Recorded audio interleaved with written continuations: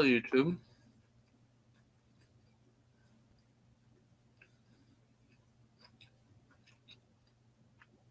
Currently eating some chicken and waiting for Marcel to join.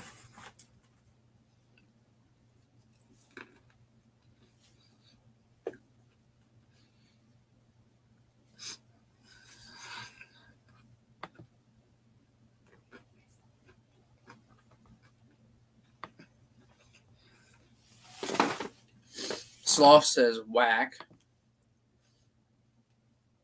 Yep, very whack.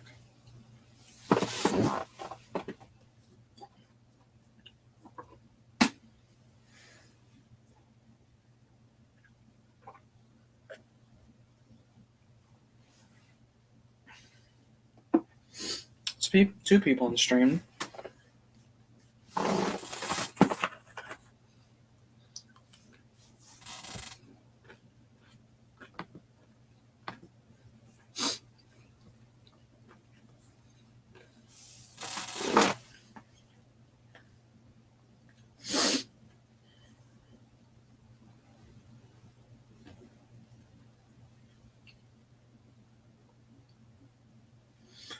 Just waiting for these two people to say something. Then we can actually get the stream rolling. Because I never come prepared for topics and stuff, so. Did you finish Dark Nest? I'm like 100 pages into the final book. So, kind of, I guess. Not really. I'm almost done, though. Hoping to have it read by the end of the week. That's the hope. But sometimes I'll put goals out like that and I never complete them, never fulfill the goals, so accomplish them. But I think this time I should be able to do it. It's actually not a bad start. I think so far it is my favorite in the trilogy. But yeah, it's getting better. And Marcel will be joining us soon, so kind of planned the stream a few days ago, and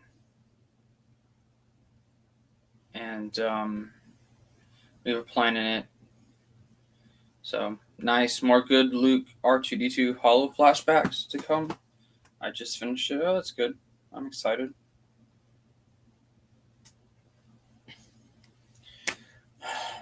I'm excited for sure.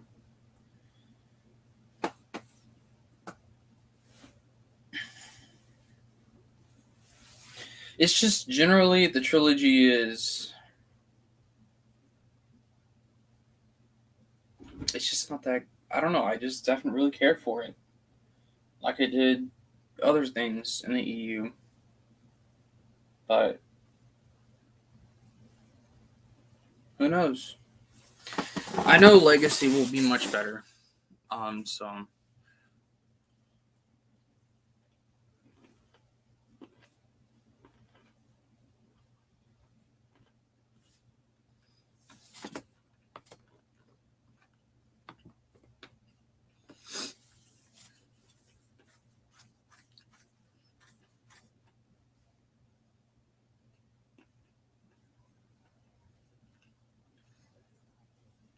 I just started Legacy of the Force Betrayal. It's already better. It looks like we're reading, though, at roughly. Yeah, it looks like it. Roughly the same time. Hello, Scott. It's been a second since you've been on my stream. Been a second. Or on a stream. It's not my stream. I host them, but they're not mine. You'll be interested to note, Scott, I got a bunch of comics recently.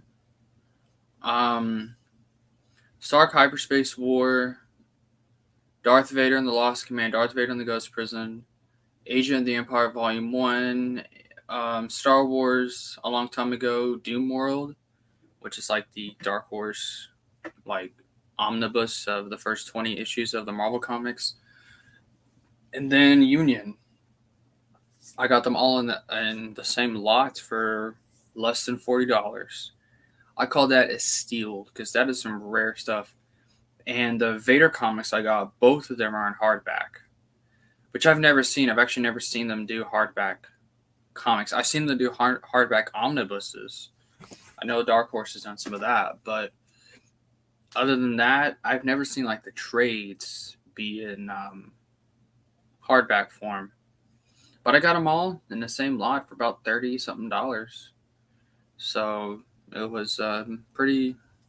It was a steal, is what it was, and they're all in great condition. So, other than for some like price tags on them, other than that, they were in good condition.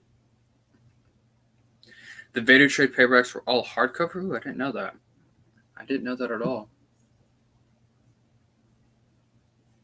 I wonder why.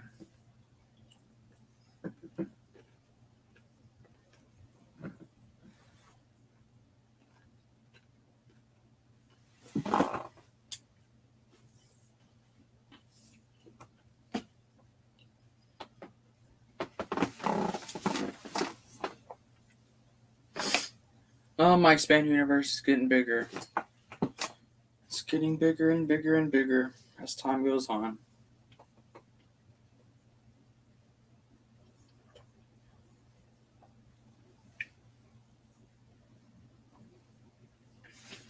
But I am so close to actually finishing getting all the novels. The only thing I'm missing are Wild Space, No Prisoners, Gambit, the duology, Order 66, Force Unleashed 2, and Razor's Edge. I think that's all I'm missing. I have everything else. So it's getting bigger for sure.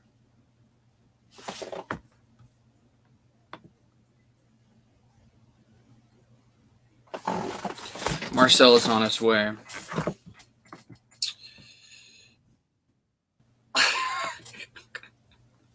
Yes, he's joining. He's just I had to put the stream I had to make it later. It was originally scheduled for me about an hour ago. I was gonna go live, but I had to reschedule because I had to go mow the lawn. So yeah. I had to go mow the lawn. Well, I promised Mama I'd do that, so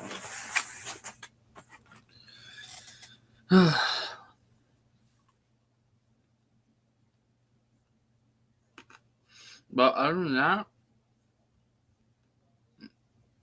I'm almost done with my collection. And then I'm gonna be hardcore on trying to get comics. That's gonna be difficult because there's so many of them, but I'm gonna do it. The only thing I need is someone to send me like a comic list in chronological order. That way, I know what I have and what I don't have. So, I have a lot of comics. I'm just missing a lot as well. And look who's here. Look at this guy. Goes live without the Revanchist. Yeah, because life happened. Man, I was hoping you'd have a Revan profile picture. This is Revan. This is what he looks like without his mask on. Fair enough. He hasn't shaved in a while. Yo, let me ask you, how was mowing your lawn? You were mowing my lawn? No, how was it for you to mow your lawn? It was very tiring and draining because it it's rained every day for like the past 3 or 4 weeks. That's true. So it kept getting higher and higher, and then we'd plan to mow it, and then it'd rain again. So plus it's been like 100 degrees outside every day.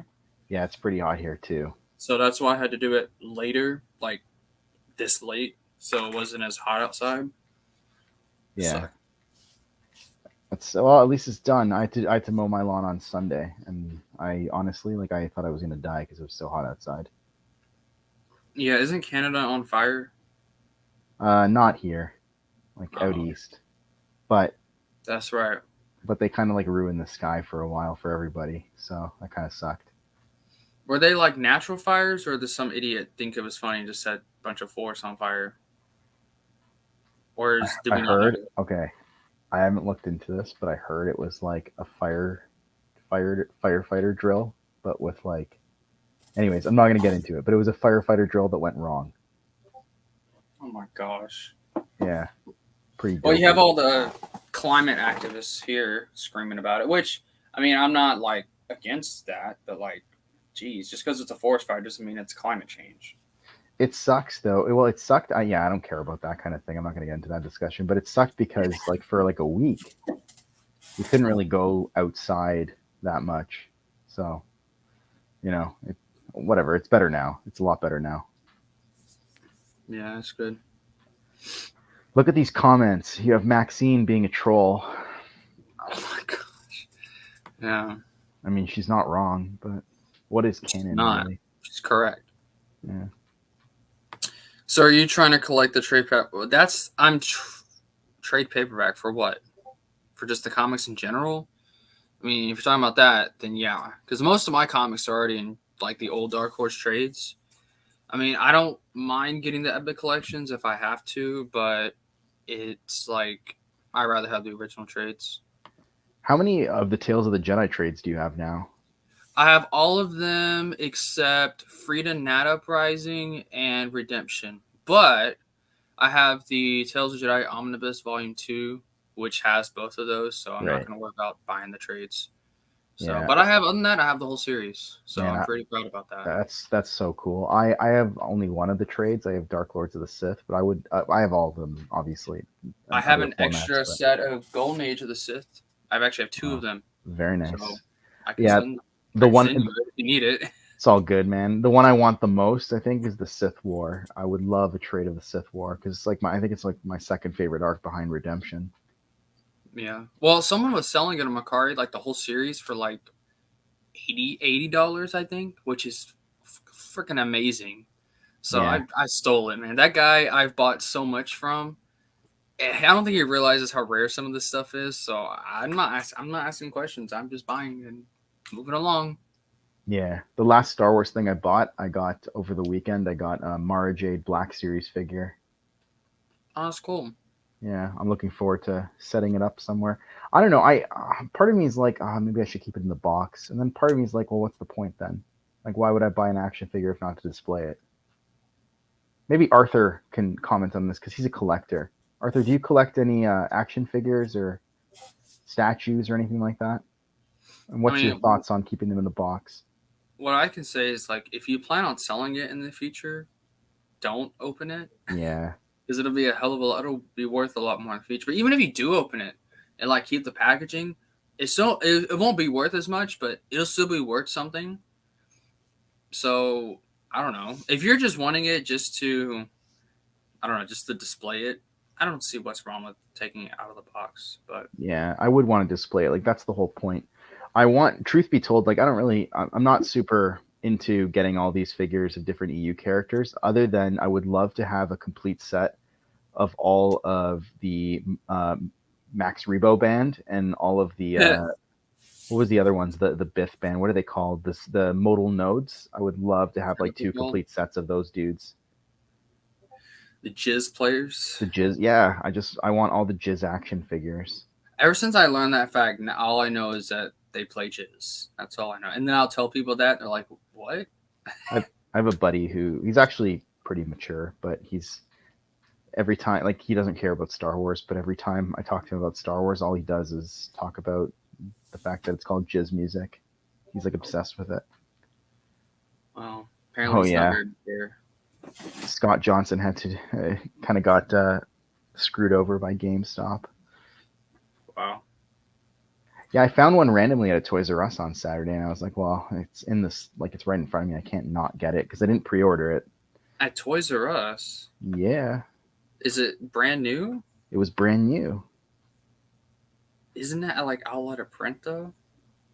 The Mara Jade Black series, it just came out like Oh, a it month. did. Yeah, I like a didn't know month they or two made a new ago. one. Yeah, there's like a it has like a Dark Force Rising box. Oh, that's cool. I didn't know about that. I don't keep Yeah. up with the action figures, as you know. It's not really my area of expertise. The only ones that you should care about that are coming out or like know about are other than Mara Jade, I think they have Bastila coming out later this year, Darth Malgus, and also Darth Malik. So that's Okay, kind of cool. interesting. Yeah, doing like a whole Old Well, Republic kick. I don't really buy the Black Series stuff. I mean, I have some of the figures. I mean, they're not EU figures, but they're just random Star Wars characters. But it's just like mainly because they're given to me as gifts from family. So, Yeah, I but usually don't buy action figures either. Generally, it's just they're just so expensive. It's like I'd rather spend my money on I Star Wars know. books, I know. than action figures. But I'm just never been an action figure guy. Even growing up, I wasn't. Are you still reading Dark Nest? Yep, I'm about 100-ish pages into the Swarm War. It's not too bad. Did I tell you that's the last one, right? That's the last one. Yeah. Yeah, it's a third book.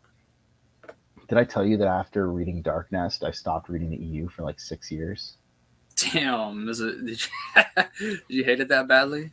Yeah, but I did enjoy Legacy of the Force. Unlike most people on Noah's server, I did enjoy it. But Dark Nest, I just thought like coming. Just think of it this way: the last book I read before Dark Nest One was the Unifying Force, and then you go to Dark Nest One, like just a complete change in tone and quality. Yeah, it's yeah, because I remember reading Unifying Force, and then I guess the Darkness. I'm like, this crap sucks. I Yeah, finished the first book, and then as you remember, I stopped reading the EU for a post while. Jedi stuff for a while. I Yeah, started getting to the Old Republic, and I started that's reading right. some other Deceived. books. But Yeah, yeah. I mean, I like push on, finish it, and then Legacy of the Force. I think you'll find a lot better because it's the stakes are higher. Like Dark Nest, it feels like I know like the stakes are kind of high. It's like, oh, the Killiks are gonna like take over the galaxy or whatever. But like I don't know. It's just like when the enemy is actually like something a little more closer to home, I feel like it matters a bit more. You know what I mean? yeah, and I mean, you can tell Troy was trying to make him seem threatening. Like for example, when he included the vision that Jason has. Oh, the galaxy can Right. erupt in flames. It's like, bruh, with Killix, these guys are like mindless. What are they gonna do? And the Yeah, only thing that makes them somewhat threatening is Lomi and Raynar. Well, we know Raynar is not the powerful Jedi, and then Lomi, she's barely in it. I know. So it just doesn't feel like that they're that threatening to. Well, Now exactly. Jason is different because it's Jason's income as a Sith Lord. We haven't seen Sith in a while A since Sith Return of the Lord. Jedi. Yeah, A Sith exactly. Lord. So it's like I don't know. I think Troy Denning. I think he wanted it to be good, and he tried his best to make it good, but it's just not that good. It just has like a weird fascination with bugs. I can see that. There's a And squibs. Don't and forget squibs. squids. Yeah, he created this Dungeons and Dragons campaign setting called Dark Sun, and there's this race of like bug people called the Three Kreen, and I was like, oh, they look exactly like Killiks. So I feel Really? like, yeah, I feel like Killiks existed in Star Wars well before Troy Denning came along. So I'm like, man, this was like the perfect race for him to use because he already was so obsessed with Yeah. these Three Kreen. So there you go. It's like poetry; it rhymes. Now I do like Killix in because they're in SWOTOR as well, which I love. They're I in love slow them. core. Yeah, Yeah, if you go, they're on Alderaan, of course. So I like their history. yeah, I like how they were, some of the original species in the gal. I like all that. It's just the story where they come from. I just didn't care for at all. yeah. Later on, they kind of I don't know if they like actually no, never mind. Spoilers, spoilers. But you know what happens in Legacy of the Force, though, generally, right? Or I not really Legacy. only know Sorry, the deaths. I know the not leg. deaths. Yeah, not Legacy. I'm talking about Fate of the Jedi. You know, like the big. There's like a link to the prequels and or prequel era and Fate of the Jedi. I know Abeloth is a Morse god. Yes. Okay. So that's what I was. They link up the Killiks with like the Mortis gods, essentially being like the Killiks were like their workers or the ones that like built those things for them, Oh, which I thought was kind of cool. Like Centerpoint Station, I think was built by the Killiks, if I'm not mistaken. well, And I then knew that. yeah, I know that they had built Centerpoint Station. yeah, but the Mortis gods were responsible for Centerpoint Station. Anyways, Oh, yeah. why would they build something like Centerpoint Station? They're freaking gods. Can't tell you because that would be an actual spoiler. Okay, well, I will keep reading. Yeah, there you go. Well, I'm also proud to say that my entire set of Legacy of the Force books and Fate of the Jedi, not a No single Legends Legends banners. banner in sight. Yeah. So, All my Legacy of the Force has no Legends banners, but a couple of them look like they've seen better days. And then oh yeah, for sure. A lot of my books are like that too. yeah, but that's they're fine. Whatever. They're meant to be read. I actually, I kind of prefer if they're like that a bit because then it means like I can read them again without having to worry about creasing the spine. You know what I mean? I'm just like, yeah. take like generally good care of the book, but I don't have to worry about like bending them or anything like that. I don't know. Whatever. I mean, there are some books in my collection I do need to replace. Like, for example, my copy of Heir to the Empire, my paper. Well, I guess I may not worry about Heir to the Empire so much because I have it in hardback too. But my paperback Heir to the Empire, it's definitely seen better days. Yeah. Oh, hey Nazo, I just saw your comment in the chat. Hello. Yeah, my paperback of Heir to the Empire 2 is yeah, it's definitely seen better. It's like ripped in the back and stuff like that. Mine's not really ripped; it's just old. Right. My copy of my my Empire Strikes Back, I have that in hardback, the Yeah. novelization. Ooh, because the dust jacket's literally made out of like paper. You have a hardback of a OT novelization. That's pretty cool. Yeah, I have two of them, of Empire and Jedi. Oh man. So, and I have paperback versions of them too. So, Yeah. You know which book I'm reading right now, or I guess rereading? what? Children of the Jedi. I hope you enjoy that. I'm almost done. Honestly, it took me 3 months to read as a kid. And now it's taken me like almost a month, which is pretty bad considering I usually read books in like a week. But Children of the Jedi is just a very special book.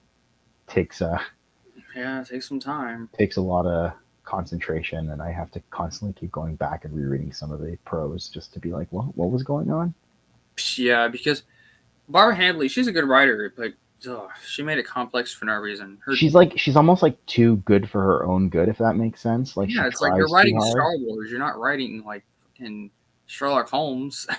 Well, exactly, Writing and like Star Wars. yeah, like the prose is so like I don't know, mellifluous. Is that a word? I think it's a word.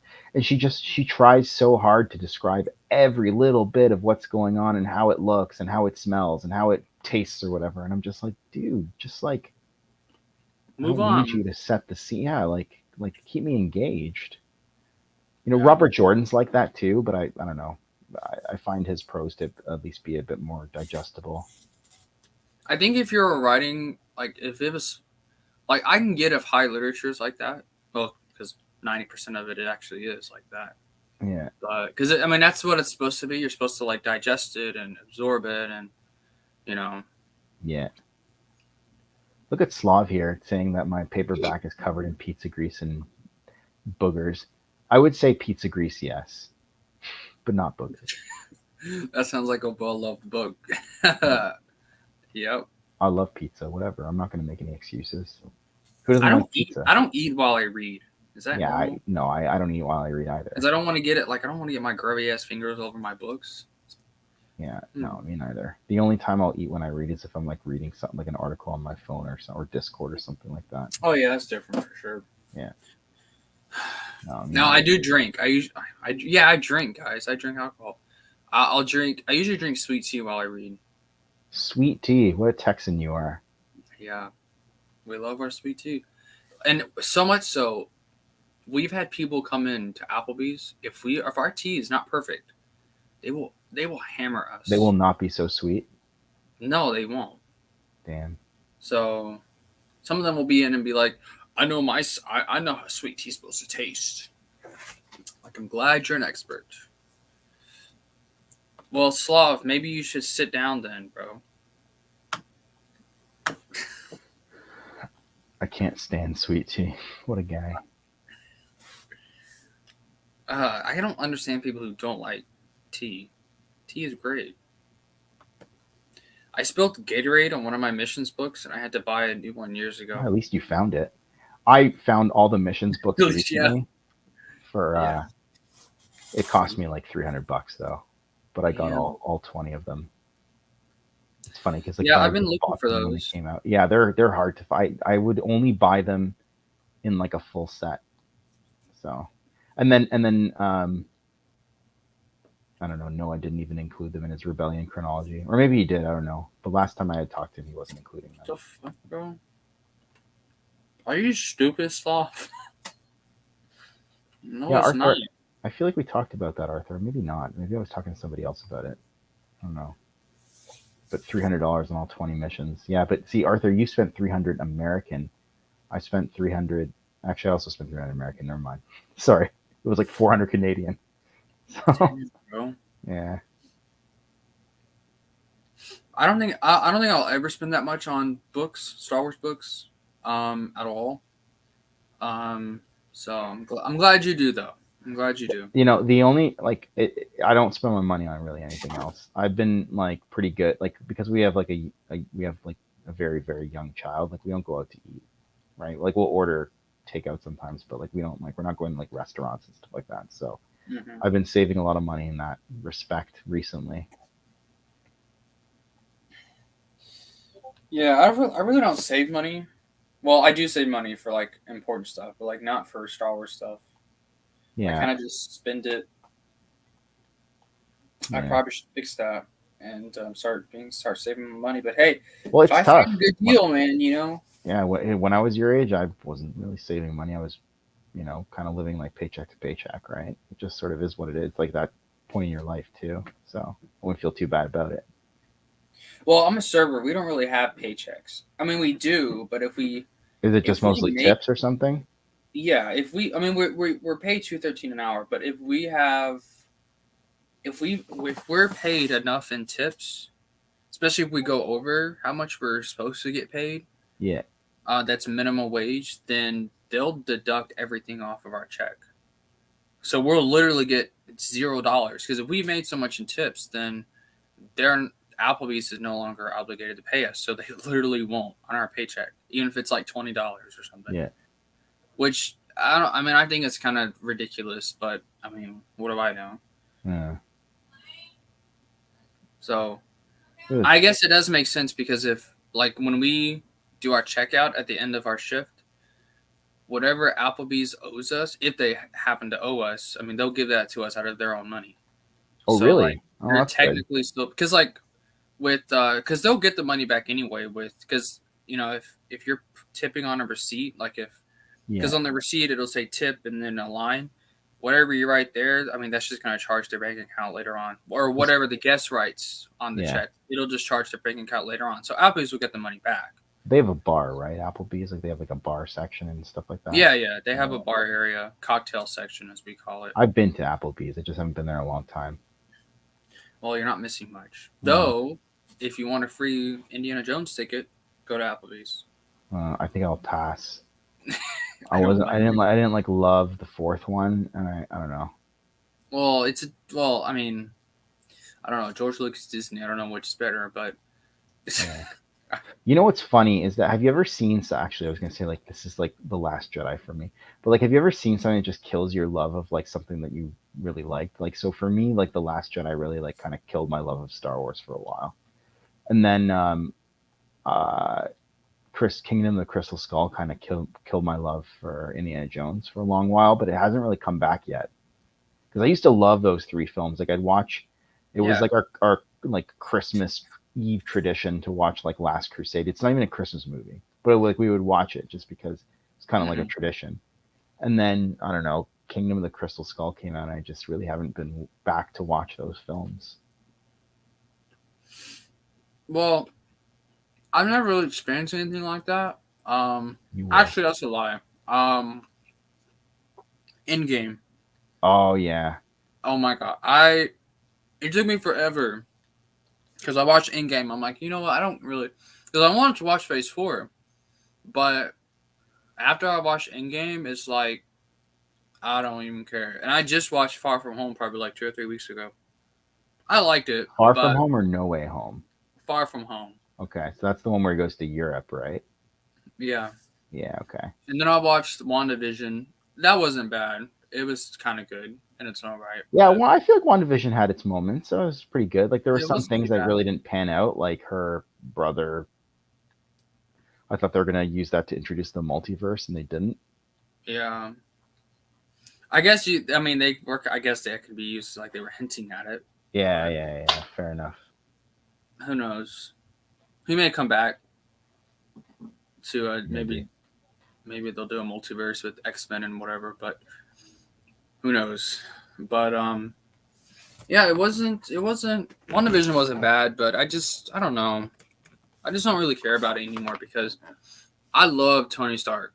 I loved Robert Downey Jr. playing him, and Did you love him 3000? yes, no, but he was cool, man, and he was just a cool superhero, and then he's dead. I agree. I So thought it's he like was I don't. like Robert Downey Jr. was like the perfect casting for that role. Like there, in Yeah, my mind, there can never. I hope if they ever like try and like reboot those films or whatever, I just hope they do it like after I'm dead, so I don't have to see the and travesty. and I mean I haven't seen Wakanda Forever, but I know there's a character in there who I don't know. It's kind of like his successor or whatever. Oh, really? Okay, But I haven't seen Wakanda Forever either. I stopped watching Marvel films after I saw a couple Phase 4, but I was like, I really don't care anymore.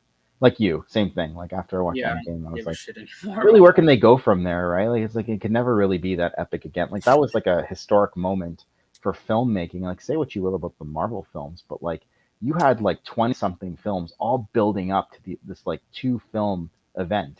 Like you'll like Yeah, that was just that's incredible. That was in I don't know. And like I actually preferred Infinity War to Endgame. I thought the first one was for better, but sure. like Infinity War was amazing. It's yeah, a great movie. but like regardless of how you feel about Endgame and stuff, like it's still like give credit where it's due. Like the accomplishment and sort of bringing all those storylines together, I thought was really great, and props to Yeah, them. it was very much like the EU in Yeah, that respect. exactly. So that's But kind of what I. That's how. yeah, That's why I related to the MCU. for At least the sure. first 3 phases, because it reminded me a lot of the EU. But But now I feel like they're just like living off of their past successes. You know what I mean? yeah, because no one cares anymore. No Yeah. one cares about Marvel. Because I remember back when the first like the Phase 4 stuff started coming out, like the WandaVision and Falcon. Everybody was talking about it. Is anybody talking about what else is out now? I don't Secret Invasion came out, but I haven't really heard anyone talking about really. it. Isn't that the one with Mace Windu or fucking Yeah, it is. Mace Windu, Yeah, whatever his name is, Samuel L. he Jackson? has to go undercover and play a Jedi Knight named Mace Windu. Bro, I Oh don't care god, about the Disney stuff, but like I don't understand people who are like, oh yeah, I want Mace Windu to come back. What do you mean you want Mace Windu to come back? yeah, It's like let's he's just bring dead, bro. everybody back. And Anakin's not dead either, right? Like let's just bring Neither everybody is neither. Well, I guess it's good. You can bring Luke back. because yeah, great. Maybe give him a proper Yeah, story maybe it won't after be a that. failure this time. I don't know. Who knows? Well, I've always said my biggest problem with the post Jedi stuff is how they treated Luke and Yeah, really just the OT3 as a really whole. all the OT3 for It's sure. like okay, Han goes back to smuggling. Why? Yeah. Leia, if there's anyone they treated actually probably correct, I'd say Leia more than I was anyone. gonna say Chewbacca. Just I kidding. guess well, Chewie went back to smuggling too. Chewie should have been like, Chewbacca should be like shaking his fist at a moon. I refuse to accept anything less. yeah, Chewie should have been like, Han, what the hell are you doing, bro? Why are you going back into this? I know. Did you forget the whole story you just went on, where you kind of abandoned that and you found a newfound purpose? I love how Chewbacca in like I'm not even talking about like Disney Star Wars, but just like Chewbacca generally is such a deadbeat father. He kind of is and he isn't. Like he has to like sneak past an Imperial blockade to get home for Life Day, and like props to him for doing that. But then after the OT, he just like babysits kids that aren't even his. Yeah, Like, he's more. bro, like go raise your son. Go Yeah, teach bro. him how to like hunt in like the rocher trees. He doesn't actually become an adult until Black Fleet Crisis, which is Yeah, crazy to think about. It's a lot of story yeah. that leads up until then. So funny. But like, I just hated that you had okay, Luke in Return of the Jedi. What is Yoda's last words to Luke? When I am gone, the last of the Jedi will you be, or something. I don't know. Well, yeah, but Oh, like, there is another pass on Skywalker. what you have learned, is what he Yeah, says. I know pass that's not on the what you have exact. learned. Yeah. Of course, yeah. Well, that was a whole message behind, his last words to Luke was pass on what you have learned. You're the last one left. Does he do that? He starts to, but then it just gets destroyed, and I know. for whatever reason, because the writers wanted that to happen. Well, that's because I think like those films, and I'll say it again, I don't care, but like fundamentally were made by people who don't understand like the core themes of Star Wars, and I think That plus they just want. Oh my goodness, my mother's yelling at me. I'll be right back. Yeah, it's okay. I'll keep talking. Um, hey, Slav, The Killing Joke. I don't know if you're still watching this. I think it's overrated. What do you think of that? And Arthur, you know what's so weird is that I also got my 20 missions books from Australia. There's like some Australian, I don't know, black market of Star Wars missions books. They all ended up there for some reason.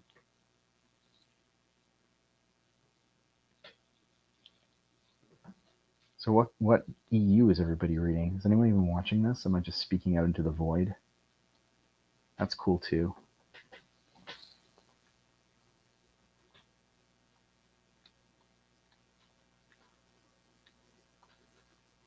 I hate awkward silences. Someone throw something in the chat so I can respond to it.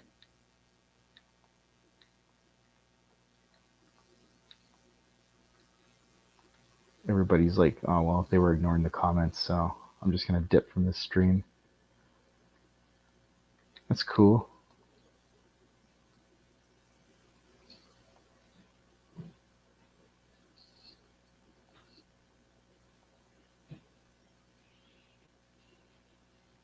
Let's see, what can I go on a rant about? Oh, Slav, very good. Here's a meaty comment. I understand that. I think to a degree it is being overrated. People focus on the wrong aspects of it and pay attention to the surface. Slav, let me ask you, have you read any other Alan Moore works? Yeah, Scott, I agree with you. She totally should. That would be hilarious. We'd all have a great time. Because Slav, I was going to say there's, oh no, he's back. No. Yeah, I was going to say, there was a point in time where I was obsessed with Alan Moore. I read like everything that he wrote. And now it's funny because he hates superhero comics. Who's Alan Moore? Isn't that the Batman? Alan Moore wrote The Killing Joke, but no, he's a famous writer, and he wrote like a lot of seminal comic works, like The Watchmen. He wrote the Swamp Thing stuff. He wrote like all those weird Star Wars Devil World stories. Oh, really? Yeah. What else did Alan Moore write? Oh my God, so much. I can't even. But anyways, he wrote like Whatever Happened to the Man of Tomorrow, like a bunch of like superhero stuff, like The Killing Joke. But Alan Moore is like, he hates comics now. He thinks that like people who like comics are fascists or something crazy like that. I don't know. There's some like clickbait title. Bro, we like comics because of what you wrote. Yeah, I know. That's the irony of it. He also wrote Miracle Man, although Neil Gaiman finished it off. You know what's funny about Neil Gaiman? There's a planet in Children of the Jedi called like Neil Gaiman or Neil Gaiman or something like that. I'm like, that's definitely a reference to Neil Gaiman. It's hilarious. It's very interesting. How Barbara Hambly, I don't know. I guess she's buds with him or something like that. Barbara Hambly is. I wonder what a third novel by her would have looked like if she wrote a third one. Probably would have been the greatest thing ever. Probably would have melted my brain, just like leaking from my ears. Yeah, probably. So did you write anything for the Expand Universe this month? Have I read anything? Write anything like the article. I've been writing something called I call it the Eternal Survivors. And it's a story about a fanfic or something. I meant from like Matt's website. Are you writing any articles? No, I haven't. But I'm gonna tell you my fanfiction anyway. Yeah, tell me about this Eternal Survivors. It's called The Eternal Survivors, and it's set about 50 years after Crucible. Okay. And I'm focusing on a young Fell Empire. It's still pretty young by this point, and well, I don't know. It's not as old as it is in Legacy. It's Who's in about charge of the Fell Empire at this his name time? is Assam Fell, the son of Jagged and Jaina. Right. Do you So explain in he's your he's story kind of the how main Jagged character. comes back to power? Because in Crucible, spoilers, but he like, or maybe it was Fate of the Jedi, he like left the Fell Empire, or I guess the Empire. Well, I am writing this without having read any of that. Probably should have read that before I started it, but whatever. In my mind, he's dead by this point. So is Jaina. Uh, that's fair. So, because Yeah, I mean, what they were, they would have at least been in their 90s by this point. that's right. So, because they were in their 40s in Fate of the Jedi, so they're old. Anyway, so the point, what's going on is the Fell Empire is wanting to expand into wild space, and then they want to expand from wild space to the unknown regions, and which of course that never goes anywhere. A lot of factions have wanted to do that, it doesn't ever go anywhere. But when they go into wild space, guess what planet they come across? Zakul. Oh yeah, that's really cool. Yeah, good for you. What a So reference. they come across Zakul, and The it's Eternal like a Empire. completely different planet now. It's like a republic now, and they're a lot more isolated now. But there is like, I'm imagining the villain to be a knight of Zakul, like one of the Eternal Empire knights, like but what like the head honcho of them. And he was like frozen in carbonite or something, and I haven't really thought it all out yet. But Oh, so he's like a knight of Zakul from the era where they were in charge of everything, basically, where like yeah, Valkorian was. Oh, that's kind of yeah. cool. Yeah, yeah. So it's his head honcho and the head honcho of them, and he gets unfrozen and it goes from there. You'd have an opportunity here to kind of explain what happened to Zakul in like the 3,000 years between SWOTOR and I guess Crucible or whatever, right?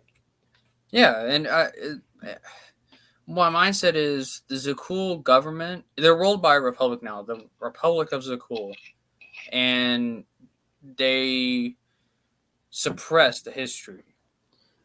Is what they're doing. They're Yeah, suppressing the history, and then, um, but they kind of stay isolated, and they don't really get involved with stuff in the galaxy unless it threatens them. So what happens is Assam, he basically makes this announcement in Imperial Space. He's like, "Hey, we're gonna go to wild space. We're gonna expand. We're gonna come across new civilizations. Blah blah blah." And the Zakulians intercept the transmission, and they contact Fell, and they're like, "Hey, we heard you're gonna come to wild space." And I don't know. I don't really know. I'm going to take it from there, but I'm interested in it. I think it's going to be really cool. oh man, that sounds great. I fully support it. Because like when I first played SWTOR and I got to the Eternal Empire stuff, the immediately reminded me of the Fell Empire. Like I mean, the similarities are kind of crazy. I mean, you got your Imperial Knights, you got your Knights of Zakul, you got your Right. powerful Emperor. It's kind of similar. So I don't know. It reminded me of a lot of the Fell stuff. So Yeah, no, that's fair. Yeah, I liked that story. I don't know. It felt kind of weird to me. Like it wasn't like Star Wars, but I did enjoy it. And I, just playing through it was kind of railroady. You know what I mean? Like you'd like just do the same. Like you'd have to like fight the same like sky troopers like over and over and over and over yeah, again. I didn't like that. It sucked. Yeah, but Too many. otherwise, yeah. Otherwise, whatever. There's some comments here. Did you see what Scott wrote? I think I think Barbara Hambly should write Sword of the Jedi. Yeah, I agree. that I would think it be should be better than Christy Golden. insane. That would be like the best. Oh my god, book ever. I would just tell all my coworkers they needed to read it. They'd be like, "Who I are think you?" Kevin J. Anderson should write Sword of the Sort Jedi. of Jedi. That would be. I would love to see Kevin J. Anderson write more Star Wars. I just don't, never think it. I don't think it's gonna happen ever again. So Yeah, I actually asked him on Twitter one time, "Hey, why have you ever been asked to come and write a new canon story, he said no. Oh, he responded to you? That's nice. Well, yeah, a lot of the authors, they'll respond to you on Twitter. I know Stackpole does. He responds to Yeah, basically he everyone. responded to me once too, recently, like Yeah. in the last like 2 months. Ari Salvatore does too.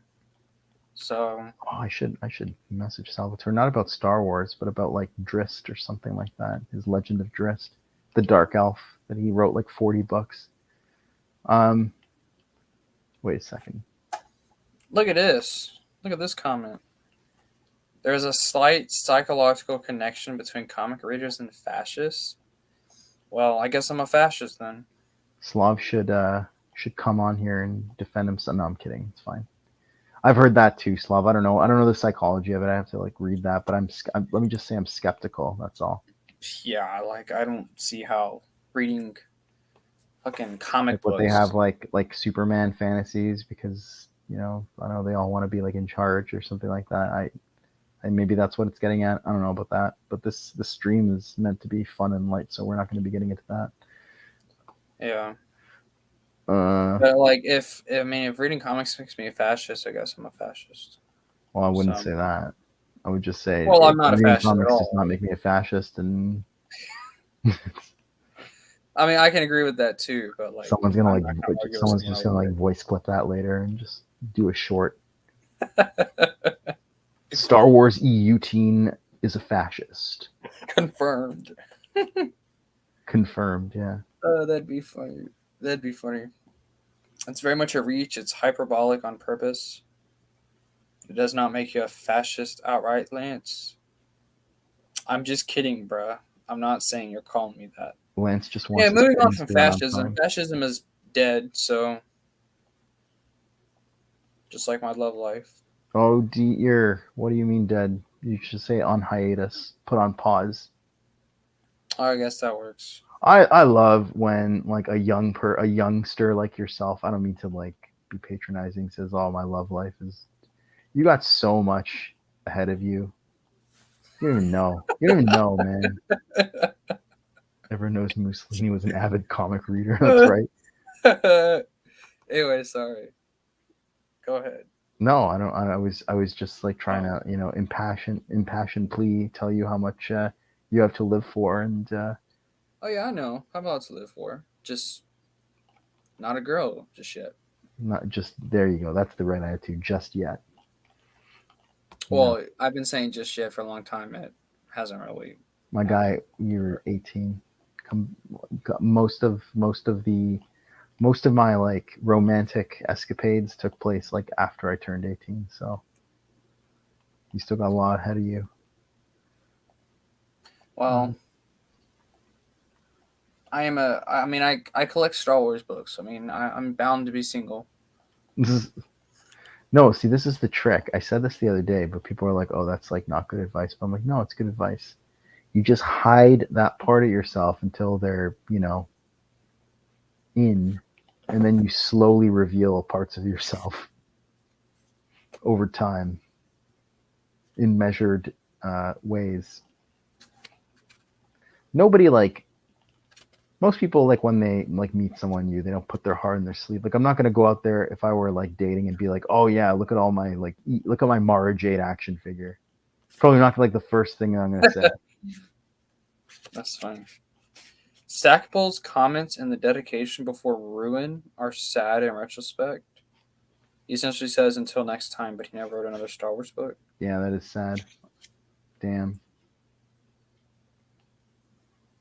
Yeah, he says your knowledge and dedication makes writing these books a challenge.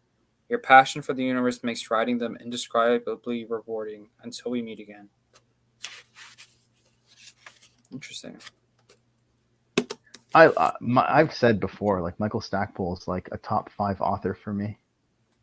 I know you don't love or you very much dislike iJedi, but yeah, but I'm a big fan of those X-Wing novels and also his 2 NJO books. I thought were really good, especially the second one.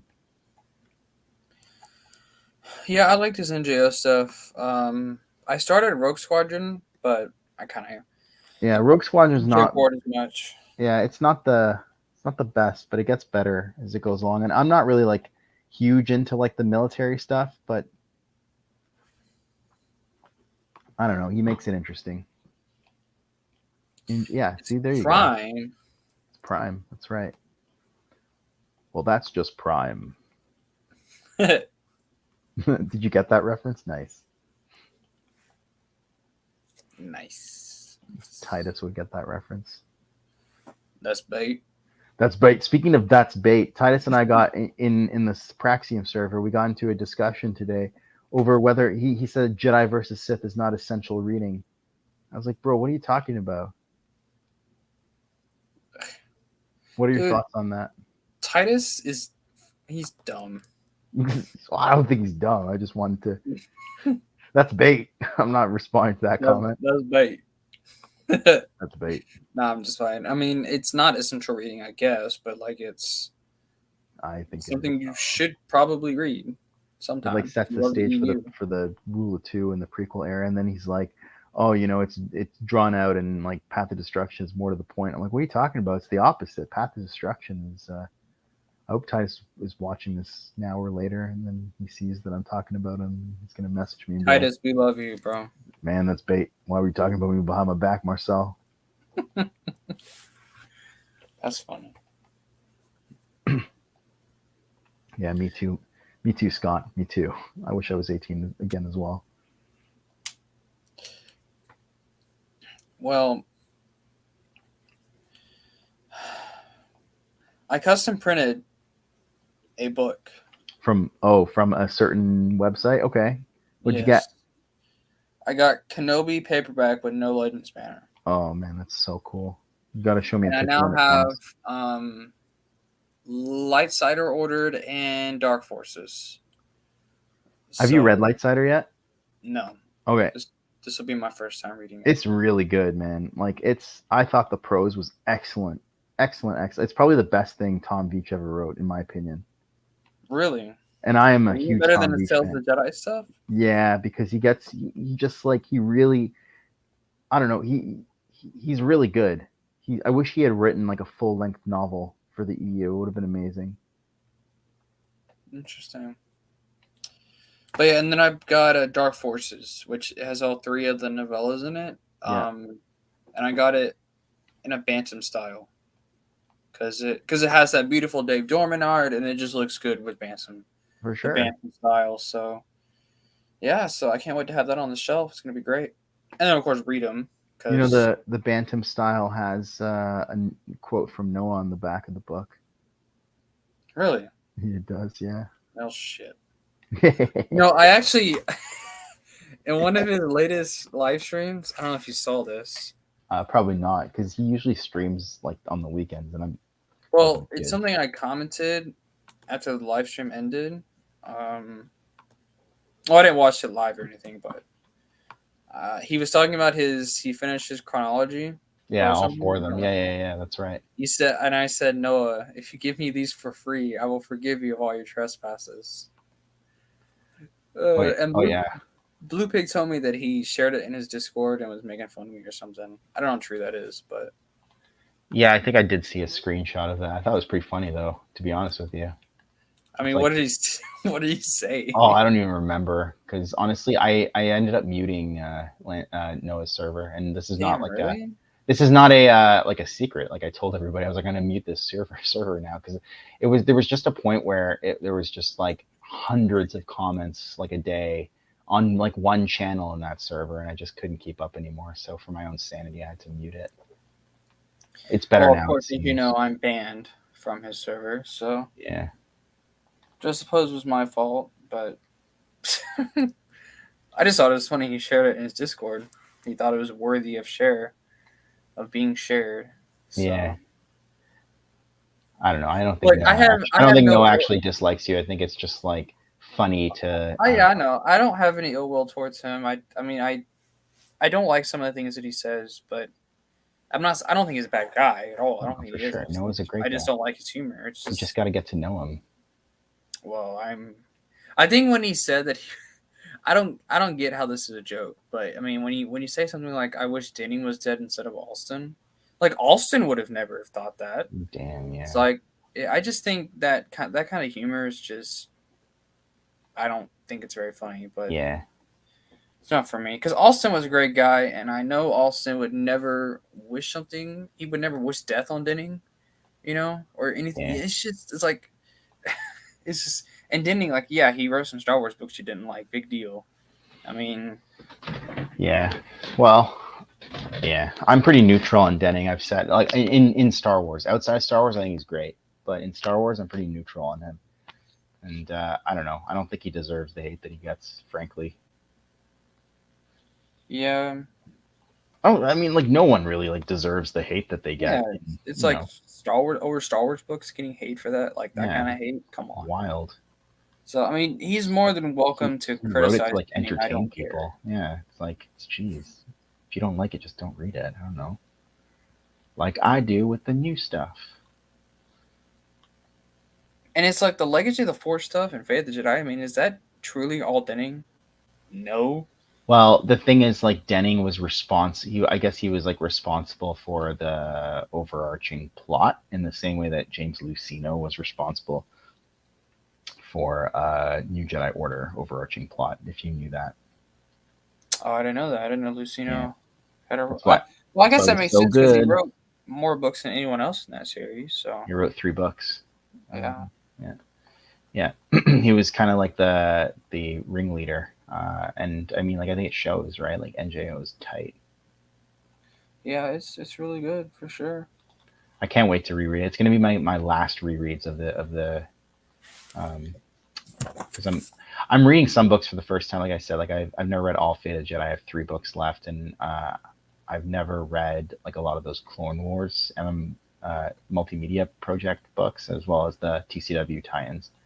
Just because like growing up, like the Clone Wars never really interested me, and now because I read the Republic comics, I love it, but Mm-hmm. it just wasn't really like it was past my time, right? Like you're more like your era, but like even like maybe 5 years older than you, like those people like grew up with the Clone Wars TV show and the micro series and stuff like that, but I never really did, so I just didn't really Well, care. I was like 7 when the Clone Wars ended, so Oh, the I would even say 2008 those are Clone my Wars. Wow. Okay. Yeah, that's why I said like 5 years older than you, right? Like they would have been 7 or 8 when they started watching them, and then like 15 or 16 when it ended.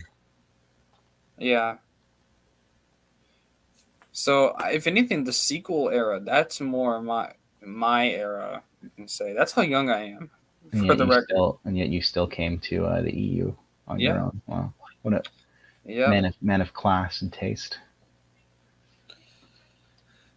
Yep. The EU is like the Catholic Church of Star Wars. Oh yeah. Go on. I love this. It's I'm the not. it's I'm the not gonna true. It's say oh yeah. It's the true. it's It's the the true truth. Star It's the Wars. truth. It's just, Yeah. hey man, you're talking to a Catholic, so you know you can say whatever you want. Yeah. Well, I But know eventually Alex will watch this and he'll get all pissed off. So I love you, Alex. I'm I just just want you playing to know that. Alex. I'm just playing Alex. That's why Lance was 7 when. Yeah, I mean it ended in what 2013. I was born Yeah, in 2004. That's around 6 or 7 years old. it's So pretty. I'm 18 now. That's ooh, 18. Yeah. making you guys feel old. My bad. So what are you gonna change your name to when you're 20 years old? The I'm Star not gonna Wars. change it. I'm gonna keep it like that. You're like just like some 55-year-old, the Star Wars EU teen. How you doing, I'm kids? hoping. I mean, it'd be cool if I was still doing this stuff by the time I was 55. But geez, Hey man, I mean like Chris Nelson isn't 55 and neither is Matt, but like they're yeah, but they like started it around in their the age that they're 40s. at now. Yeah, Started YouTube that age. that's true. So I'm not saying like I'm not gonna be an EU fan by then. Hopefully by then we will have some new EU. But I am who knows? hopeful. Hopefully by then Supernatural Encounters will be out. Yeah, hopefully. I'm not crossing my. It's supposed to be out last December, and then like the December before that. And then people were saying like, oh yeah, man, like definitely like January, February, or March. And we're just like in like July now. Yeah. Like 6 days. That's okay. Joe's last update. I mean, if I'm hopeful. I say this like all the time, but like, you know, Well, I remember, like end of last year, I was like, "Yeah, it's definitely gonna be out by then," and you were telling me, "Don't keep your hopes up, bro. That's not guaranteed," and you were right. yeah. But you know what though? Like, you weren't the only one. A bunch of people. Like, I remember another good friend of ours who I will not mention in case they get upset that I like outed them, but like said the same thing, and it just hope springs eternal. It doesn't cost anything to be optimistic. So, I see no issue with it, but it's just, unfortunately, like it's out of our control. Like, you know what I mean? Like Joe, I Well, I think, is mean, a I'm not. perfectionist. This is like his magnum opus. And See, I wouldn't care as much if I know I didn't spend $50 on trying to get a physical copy. But um, now, speaking of physical copies, he did.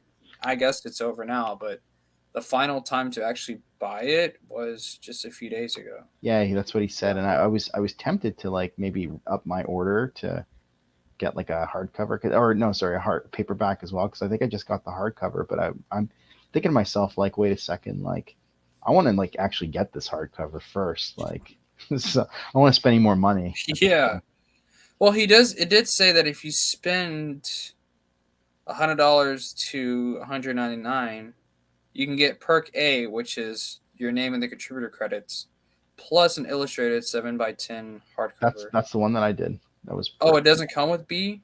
It doesn't come with perk B. Oh, No, it's over 200, I believe, for a perks A through C. Okay. yeah, exactly, a hardcover, a paperback, and a contributor credit.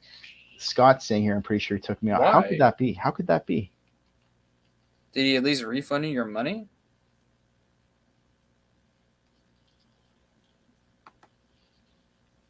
There was someone Now who you give got. me anxiety if he did the same thing to me for whatever reason. I hope not. I doubt it. There was someone who got banned from his server, and they like asked for their money back, and he gave it back to them. So I'm still on his Discord. I mean, why would he take anyone off the list just randomly? yeah, exactly. Unless they had like a conflict with Joe or something. But I'll be happy to get any copy if it's my own no site version. Yeah, I mean, I'm the same way. But like, I've spent $50 just to get one from him, so $50. that's a lot of money That is a lot of money, for a damn book. even I for guess me. I'm also buying contributor credit stuff, and then I guess I'm just supporting the site, but And supporting Joe. I'm actually surprised that Joe hasn't been announced as a Legends Con guest yet. Like Legends Con's in like less than 2 months. geez, aren't you going? I am indeed going to Legends Con. Oh, hope you have fun. Yeah, I booked my plane tickets the other day because I'm going to a couple other places before to visit a friend in Seattle and stuff like that. So it should be good. Isn't Brennan going too? A couple people, yeah. A couple people are. I don't know if they want me, like everyone wants me to like mention their name on stream, so I won't. But yeah. Is Brennan one of them? But yeah, I think he's been pretty open about the fact that he's going, and so I don't think he would mind if I mention. I'm looking forward to meeting him in person, although he's getting like taller than me. I mean, he's like half my age. Lulu hardcover with premium ink and coated pages for like 1,000 pages. Be like, that's true.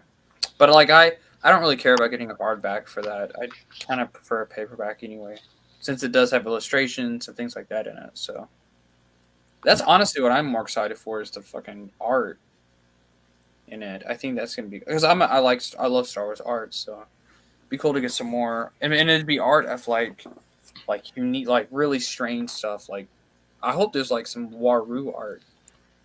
That'd be interesting. Oh man, I know. We need more Waru art in the EU. I'm actually thinking of like commissioning an artist to like draw some like Waru art or like EU stuff, like a really good. I don't even mind. I think that the community could benefit from just some more EU art generally. Yeah, You know, we and don't even have like a proper picture of Abeloth. Like know. we have fan art, and the fan art is really good, but it's Well, what I would be proposing is getting more fan art, basically. But like at least like I don't know. I just think we could all benefit from stuff like I want to be like a Renaissance patron and just like pay someone to draw Waru on the Sistine Chapel. Can you imagine Waru? gosh, Just like in the background. It's like that'd be funny. God like reaching out to Adam, and then you have like Waru in the background chilling. Yeah, that's funny. Oh man. Well, don't do the Sistine Chapel. Go to like a church, like an Anglican church, and do it. Oh jeez, I'm not. Don't That's don't bait. ruin a beautiful church. That's bait. Alex is gonna be watching this later, and he's just gonna be like, Alex is an Anglican. He shouldn't care. "Yeah, I know, but he's just gonna, I don't know, be watching this later, and then he's gonna, That's bait. he's gonna message you and be like, that's bait." In Titus. Why did you say that about the Anglicans? Because dude, the Anglican Church is like dumb. Like I don't understand the point of it, like at all. Knowing the history of it. This is a stream with the Revanchist, not the Religionchist. That's me on Sundays. You have to catch me on a Sunday. Well, yesterday would have been a great time to go live. I know. I'm sorry. Did you go to mass yesterday? Yeah, it's tough with kids. Well, I didn't go to mass yesterday, but I did go Saturday evening, so I did fulfill my obligation. Yeah, sometimes I actually prefer going on Saturday, just knocking it out of the way. I know that's like a terrible thing to say about mass, but just with small kids, it's so hard to like coordinate sometimes. How many kids you got? Two, but one of them's actually not so small anymore, but still tough. Have you all thought about having more kids? I know that's probably none of my business, but no, it's fine. I don't mind talking about it. The issue is that everything costs money in the world. Yeah, we did like a. I took a class in middle school where I think it was like a living type class where you learn about cooking and like a home ec, raising kids and shit like that. Yeah, home economics. And it was we calculated like how much it would actually be to raise a child. It's in American money, it's over $250,000. That's insane. And that's just the estimate. I mean, and that's just including like needs and stuff. That's not even counting toys and things like that. Things they don't need, but right, kind of need at the same time. So I don't know, man. It's a lot of money, man. It's a lot of money, and it's I would say it's no cheaper here too, because like daycare costs money, and then yeah. Bye, Arthur. Love you. All right, see you later, man. Arthur's a good guy. Arthur, are you in Titus's Discord? I was gonna say my Discord, but I don't think it's so. Not mine anymore. Well, in case you guys would like to come into the Discord, here's the invite. It's a very dead Discord, but I don't know. It's not that dead. It just the HoloNet or whatever is pretty active, I would say. On any given night, the after party, as Slav calls it. Yeah, that does get pretty active sometimes. But I guess we mainly use the Discord at this point just to talk whenever we feel like it. Yeah, I mean, I like it, and like also bear in mind it's been around for when did you start it up? Was it in October or November or something? Jeez, it's probably been over a year now. No, I don't think so. I think you started in the fall of last year. Did I? Yeah, you did. You started the Praxium chat on Instagram like around this time, like in June of last year, if I recall. Interesting. I don't remember it. I thought it was longer. This time flies by so fast. So all these moments lost in time. But yeah, that Instagram chat is kind of what spawned the Discord. So it's true. Because the chat was just getting kind of there was a lot of people in it. So I just wanted to have Discord, Yeah, exactly. Did you get rid of your Instagram or something, or no? No, I just don't really use it any. anymore, I That's too guess. bad. I don't know. Social media is just You can keep look. focusing on your. Lent I Lent like has your. Oh, Lent sorry. broke my social media habit, like full I stop. mean, that's not a bad thing. Like I've quit. I've deleted TikTok. I've deleted Twitter, You know, I don't even know what TikTok is. Snapchat. I don't have any of it no more. Well, I don't even know what TikTok is. I think it's like something where like people send each other like videos or whatever. I mean, that's kind of right. I don't know. I have no idea. It's. Do you remember Vine? No, bro. Do Do you you know how old I am? remember? It's basically a site where you can. It's like Twitter, just with videos. You can make. Oh, okay. Um, it's. I think you can make up to. It may be different now, but you can make videos up to 3 minutes long. Typically, most of the videos are up to a minute long, but you can make videos up to 3 minutes. I think, and you Right. just make videos about whatever you want to talk about. But it's also used for because it's made by the same people who made Musically. I don't know if you remember that, but No, that was kind of an app that usually teenage girls would use, and they would record themselves singing a song or whatever, but that's kind of cool. or lip syncing to a song. But it's the same. TikTok's is made by the same people, so it can still be used for that purpose. But it's more so used just kind of like Twitter, just to share ideas and talk about different things. Man, I will say Twitter is such a cesspool. Like my Twitter is so inactive these days. I Oh yeah, me too. barely. I deleted my Twitter. I don't even have it anymore. Yeah, I still have it, but I'm thinking of deleting it as well. It's just so inactive. I can't even be bothered. Yeah, I mean, Twitter is just filled with not my kind of people to hang out with. Well, exactly. I mean, like I don't care about like if people are pro, Disney Star Wars or whatever, but just the amount of vitriol against the expanding universe was just so unreal and targeted and Yeah, then you have like I would right. say like bad faith people, talking about the EU like it, was always great and always amazing and there were never any missteps or anything like that. It's just like, well, you're not doing us any favors because you just make us all look like a bunch of like, crazy. Idiots. Yeah, exactly. So Yeah. I don't know. I think I'm a much happier person for being inactive on Twitter. In fact, I may just go and like deactivate it tonight or something like that. Yeah, it's definitely a site. But like TikTok, I've always called it like Twitter just with videos because a lot of the same people from Twitter are also on TikTok. So plus, I hate TikTok too because you can just be scrolling through it, and then Yeah. you all of a sudden you see a girl shaking her ass in front of you, and like you don't want to see that. So that's just a I just don't like it. Yeah. No, that's fair. So I Yeah. mean I See, even don't want to Slav see wants that. to get rid of Twitter. Been thinking about getting rid of mine. People with bad faith is my problem. Honestly, I man, just like I just never liked it because just for the same reasons Marcel said, you either have your crazy ass Disney Canon fan or your crazy ass CE fan. right, like there's no like moderates anymore. Not in that platform, anyways. I can see why you're saying that, but I think Discord is better because you can moderate it because it's like from invite only type channel. You can only use Discord correctly if you're in a channel, and it's kind of by invite only.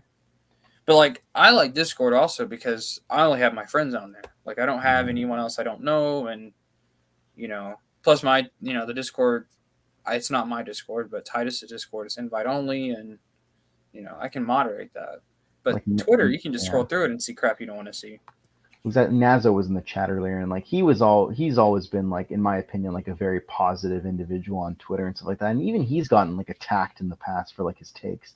It's like, really, you're gonna attack Nazo? Like, go f yourself. Yeah, he's a nice guy for sure. Really nice guy. Yeah. Oh.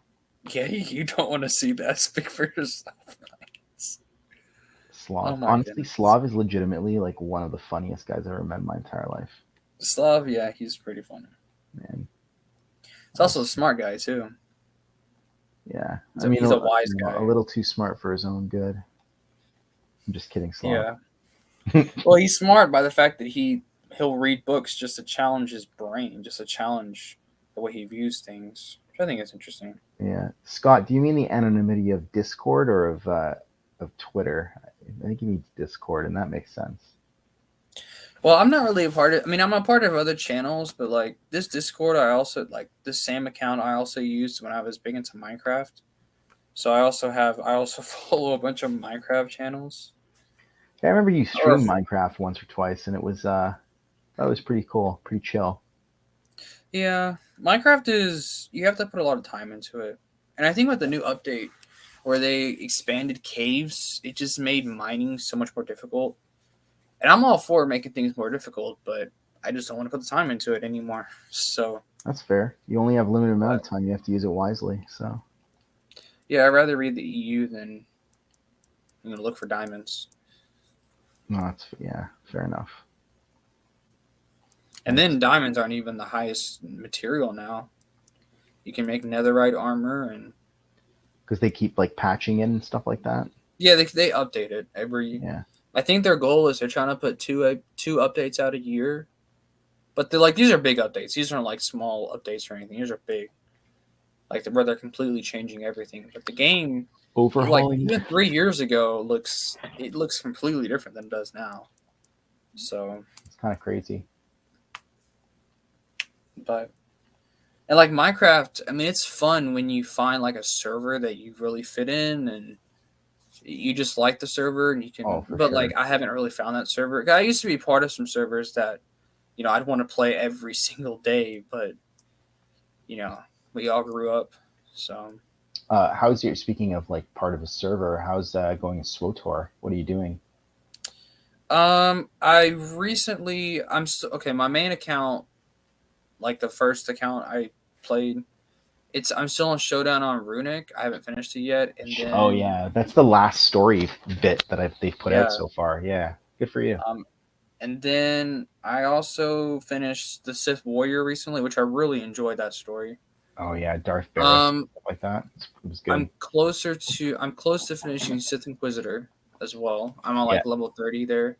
And I just met Darth Thanaton, Yep. so Yep. we're gonna Yep. see where that goes. No, I also just met the Togruta. I don't remember her name. Ashara, I think. She's She's the cool. Jedi Padawan that turns, right? Yeah. You like convince her to come join you, and Yep. yeah. And then I also started another Sith warrior story where I'm playing as a Cathar or Cather or however you pronounce it. The Wait, they fucking have that last. race in the game? Yeah. Is that a I new mean, you have to update? buy it, but you can Is that play as that. new? No, I it's didn't, not new. oh man, I didn't I realize mean, that at all. they have Cathars, they have Kid Fisto species. I don't remember how to pronounce it. Nautilins, I think. Yeah, they have Togrutas, Twi'leks, Zabraks, um, Chiss, Sith.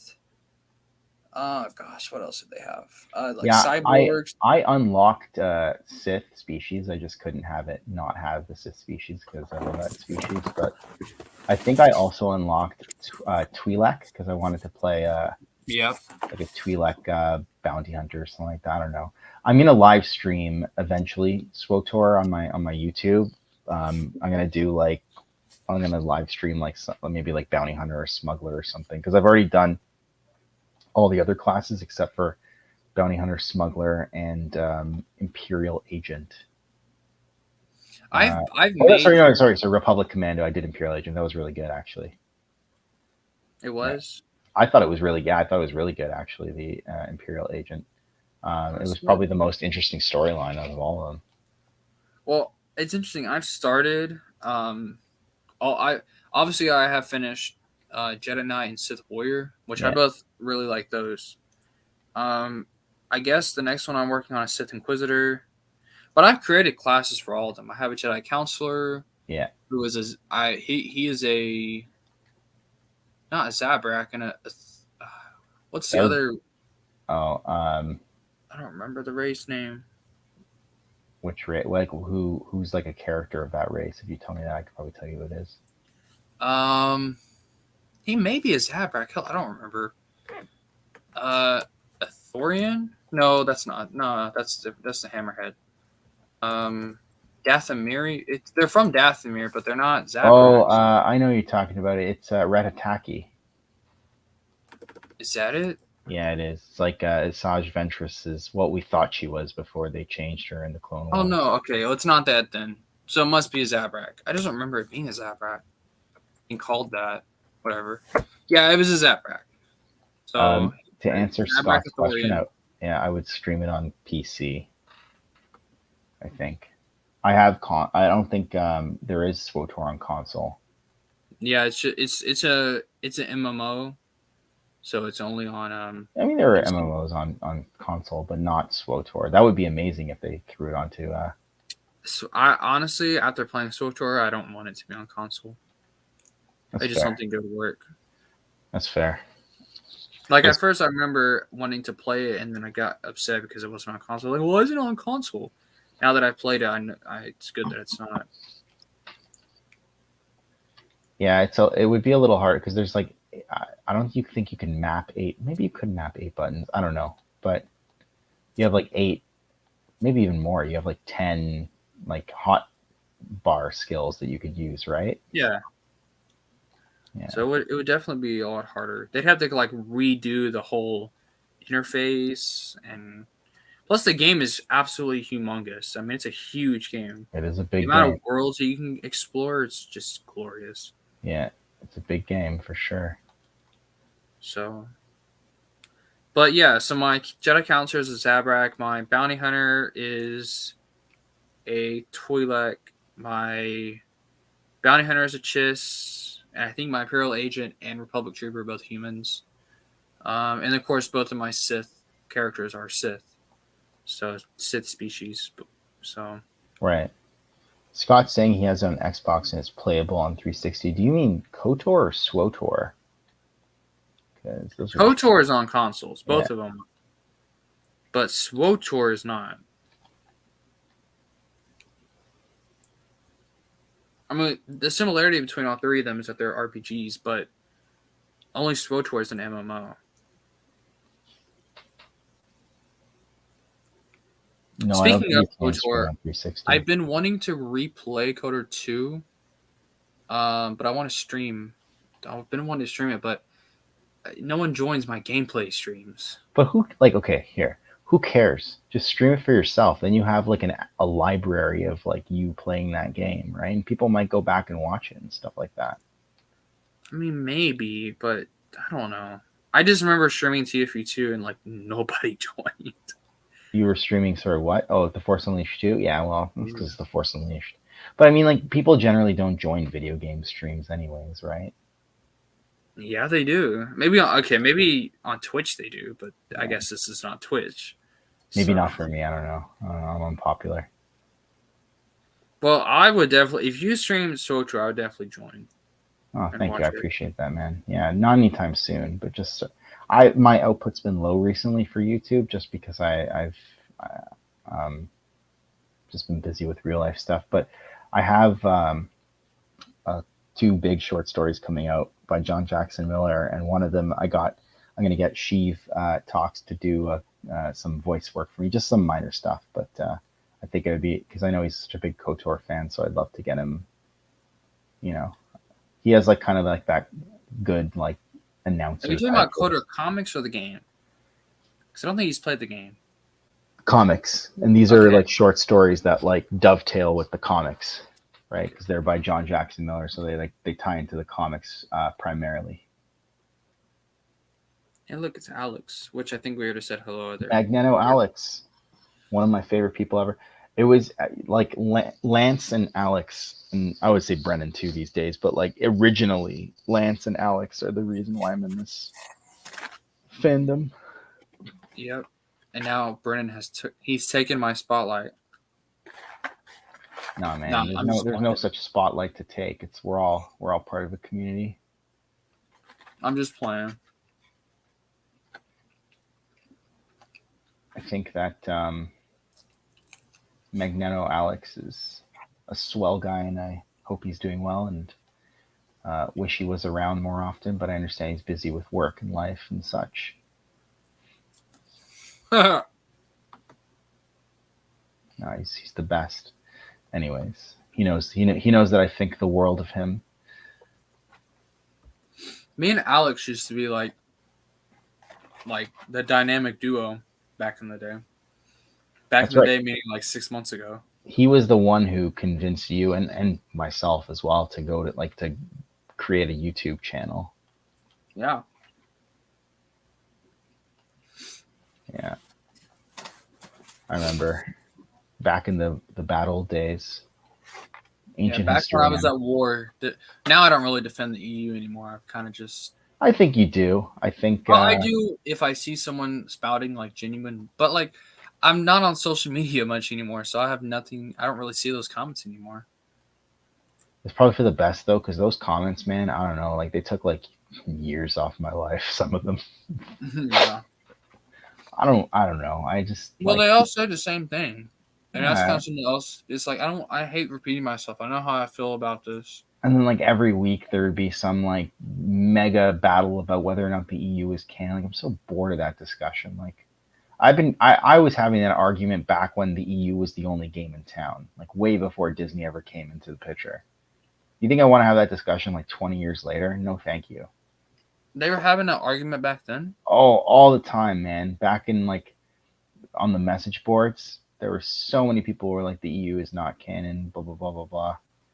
Like, they'd pull out the same quotes that they pull out today, like the Starlog quote. Like, I remember all those quotes like back in the day. Well, to be fair, I mean the Starlock quote is kind of vague. I can see both sides of it. It's just Yeah. you can't keep arguing it when Leland Shee has done come out and clarified what he was talking about. I Well, mean, there's no exactly. point Yeah. in that. But people never talk about that part, right? They just talk about like Yeah, the first part. And the thing is, like back in the day, it's like, well, if they didn't think the EU was canon, then like, what did they think? Well, they thought just the films, right? basically, and the Clone Wars, Yeah, but and like, beyond well, that, back in the day, like that was before even the Clone Wars came out, right? It was like early 2000s, and it was like well, NJO. 2005 was when the Starlock quote came out. Yeah, yeah. And it might surprise So, you to know that like people didn't not everybody cared for NJO. It was only in retrospect that everybody was like able to like appreciate how amazing it was, but at the time, very controversial. People thought it was like too edgy for Star Wars, some people, and too edgy for Star Wars, yeah, really. and they thought like they didn't like the But direction that what's that that supposed to mean, bro? I don't know. Whatever. I love the NJ. I thought it was amazing. I remember like I was in line waiting for like the bookstore to open to get Star by Star. It was like it was gonna be like the biggest event ever because it was at the time it was publicized as like the biggest Star Wars book or like the longest Star Wars book ever written. I think to this day that's still the case. And it was truly like say what you will about Star by Star. I know there's people who like absolutely hate it, but it's truly an epic book in my opinion. Like Yeah, Coruscant gets conquered, and there's a major character death, and I don't know. I thought it was great. That's it that's a was. It Troy was a good Denning book. book that I enjoyed quite immensely back in the day. I think Noah even hates Star by He Star. does. He thinks it's like one of the worst NJO books. I'm surprised. Does he just hate every book with Denning's name on it, or I think he liked tattooing, or yeah, liked tattooing Ghost. I want to say. I that's thought probably what he's tattooing Ghost supposed was kind of boring, to be honest with you. So to? it I mean, I liked it, but like it wasn't like was a little boring. it was. They're on a hunt for some art. I mean, Some art and how good can it tattooing. be? It's great. That could have been a short story, man. Let's talk Yeah, about yeah. I do like the connections it has, though. With the Thrawn trilogy too. Yeah, that was kind of cool because that like immediately precedes the Thrawn trilogy. Yeah. Yeah, because I Well, I'm believe. talking about with Dark Nest because the Squibs are Oh in yeah, the Dark squibs. Nest. Yeah, that's right, the squibs. My God, no, So but the Thrawn trilogy. There was basically like someone from the Chimeras trying to get that piece of art for Thrawn. yeah, Yeah, but yeah, the squibs and characters. Force Heretic is boring. I thought the first one was the best one, only because of the Pelion stuff and stuff with the Empire. I thought it was great. Yeah, I thought Heretic was a bit boring too myself. I struggled through at least the first book. I liked the first. I just liked I think it made Pelion such a much more interesting character. Hey, what are your thoughts on these two books, Truce of Bakura and Courtship of Princess Leia? Truce Bakura, I like it the more I think about it. I thought I did like it when I first read it, but the more I think about it, the more I'm like, okay, that was actually pretty good. And then Courtship of Princess Leia is not bad. I like a lot of it, but like, it wasn't bad. See, It the wasn't thing amazing. with Courtship is I remember reading it as a kid and being like it's kind of the prose was a bit boring and stuff like that. I wasn't really like truly attached to it, but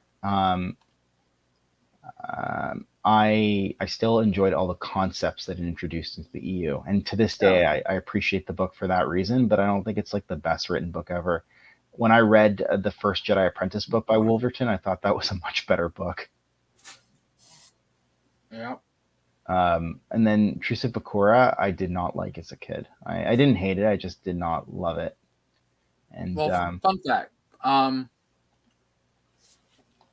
The first first EU book I ever tried to sit down and read was The Truce of Bakura. really, First of wow, all, I hadn't read a book in years. So, I mean, not only was I starting a Star Wars book, I'm also reading a book again, and I hadn't done that in forever. good for you, man. Um, so I got 70 pages into it. I had no idea what was going on, so I just stopped. I put it back down. And then, but I still wanted to read the EU because I wanted to read stuff about the Vong.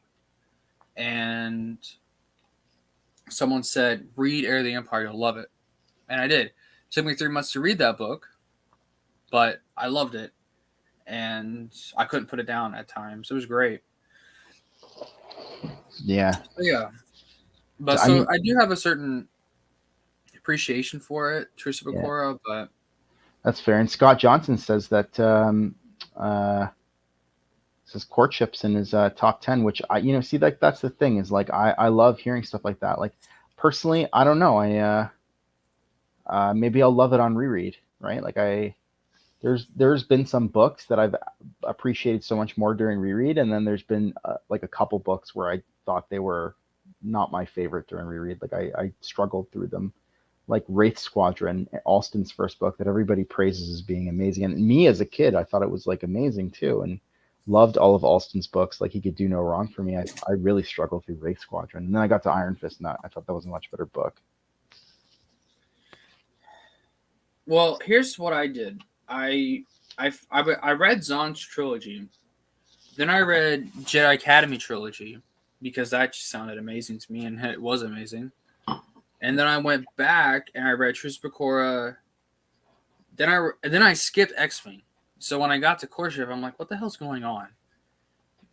It went from just the rebellion to now Han is leading a command ship. I just Warlord thought it was Zinj. like it was, but then I remembered. Oh, I guess this is taking place like 4 years afterwards. But in publication order, though, like Courtship came out early, and for before all those X Wings books, Yeah, they went, and then I yeah, remembered that fact, and I'm like, people must have been confused when they read this at first because for I know I sure. was. That's why they So like kind of went back and filled in the gaps, right? It's like how we have to yeah, and then explain how they X-Wing get came there. out, and then Yeah, so but the first four X Wing books focus on Izard, right? She's the right. main villain. Like Zinj is kind of in the background, or Jinje, as he's pronounced in the audiobooks. To me, it's Singe. I don't Yeah, know. Singe. It's easy to Zinj, pronounce. Sinj, yeah. They call him Jinjay in the audiobooks, and I'm just like, where do you get that from? But yeah, Warlord, um, he's like in the background, but then it's like Iron Fist, sorry, Wraith Squadron, Iron Fist, and Solo Command are all about like the hunt for Sinj. Right. And Because I know that it shifts focus to Right Squadron, which I know is completely different than the Rogues. right, well, Wedges in both. That's pretty much like the only. Oh, he is. Yeah, he leads up Wraith Squadron. He like creates the unit with Wes Jansen. Well, And then speaking of yeah, Wedge, there's a short story about him in Star Wars Tales. It's in the X-wing Epic Collection, the first volume. right. it's basically his origins and how he, not really his origins, but more so how he became like a rebel. A rebel first. I guess he started off as a rebel sympathizer, and then he went into But it showed him how because at first he supported the Empire, but then like Luke, he became a rebel. But what Wasn't it like happened? his parents like owned a gas station like essentially in space, and like it got destroyed by pirates, and I don't remember that part, but yeah.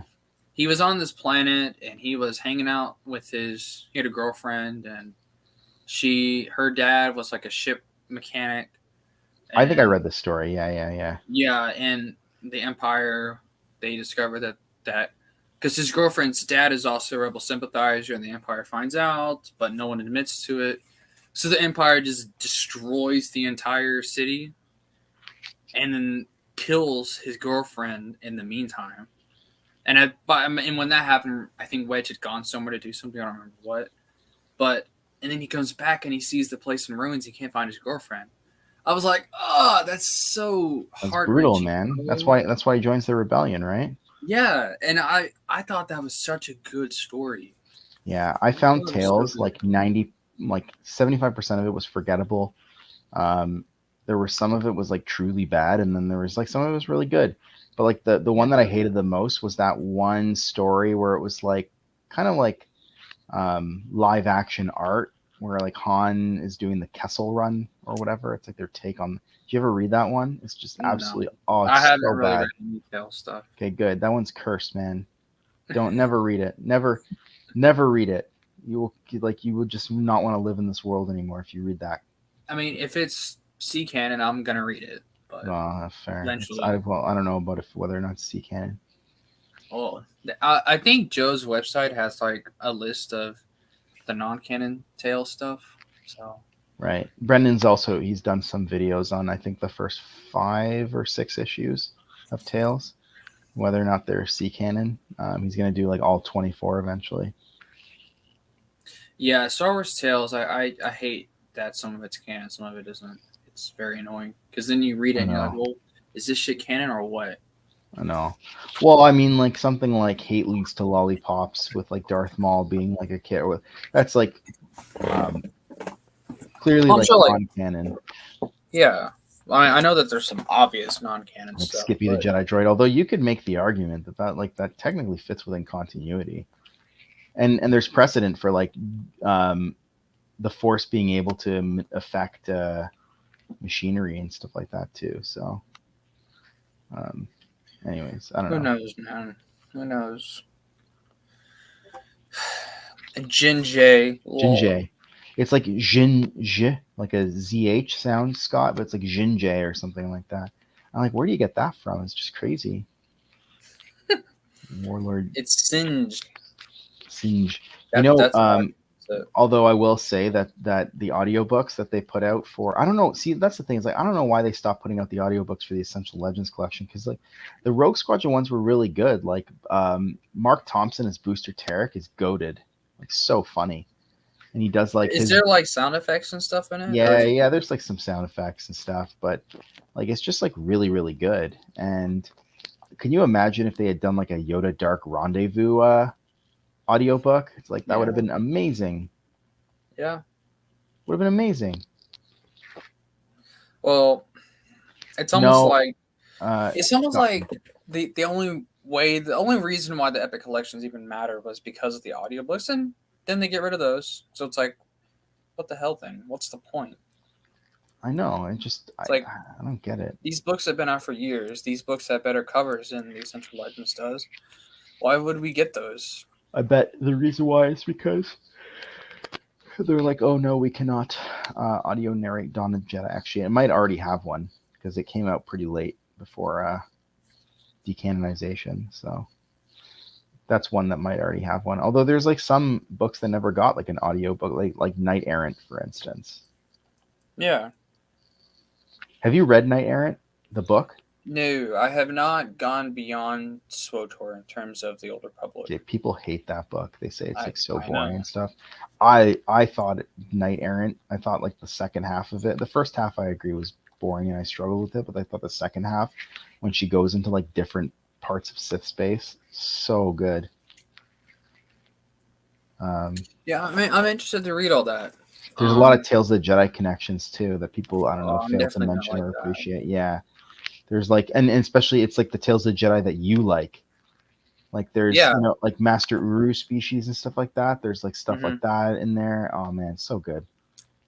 Yeah, I've said that I prefer the Naga Sadao stuff Yeah, slightly over the Exar Kun stuff. that's I fair. love it all, but I just love the Great Hyperspace Arba the War Hutt, stuff. man, best Yeah, Hutt. I just think Naga Sadao is just a great character. I love reading about him. Yeah, he's awesome. I agree. I wish we had gotten more stories with Naga Sadao. Yeah, it's great stuff, man. Now, I was we were talking with Robbie on about Naga Sadao on Discord. I don't know if you remember, but the new essential guide to characters kind of gave him a very human look. That's right. Yeah. And I was trying, and then he said that Dark Lords of the Sith gave him a human look. Now I tried to Google it to see if I could find a picture, but I really couldn't find any. But I Yeah. know he was a ghost by then. Yeah, I'll try But and send it to you. Basically, it was like a flashback, or, you know, I think it might have even been like either like Oud Banar or Vodo Sios Boss, like retelling what happened, and like that was written before Golden Age, right? So, right, and there was something about it in the Jedi Journal's letters column, which was the letters column for the Tales of Jedi issues, mm-hmm. which you can find on my YouTube channel, and it they like someone asked, they're like, well, why does he look more human and stuff like that, and they explained how it was like they hadn't really like decided 100% on his look at that point, and that it was like just an artistic error, so he's not supposed to look too human Yeah. So I mean, because he's a half breed, right? He's Ludo yeah, Kresh is he's a I think a hybrid. pure blood, but Naga Sadao is a hybrid. Yeah. So, but yeah, I thought that was interesting. And I don't know. I feel like I've seen people say that's a contra. It's not a contradiction.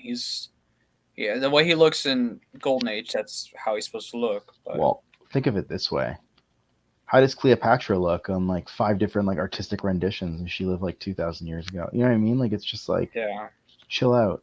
Like there's going to be different like artistic interpretations. yeah, it's not that big a deal. I Yeah, have so many EU books, bro.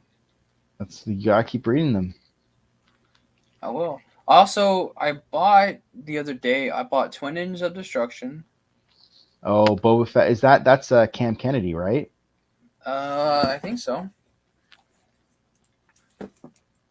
No, No, okay, no, you're then I'm thinking thinking of uh, Last Man Death, Standing. Lies, No, and no, Death, Treachery. Lies, and Treachery. Maybe okay.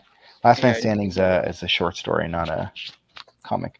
Um, yeah, because there was like Cam Kennedy was like bored with Star Wars and like said like um I'll come back like after Dark Empire or whatever, but he's like, but I want to like do what I want to do.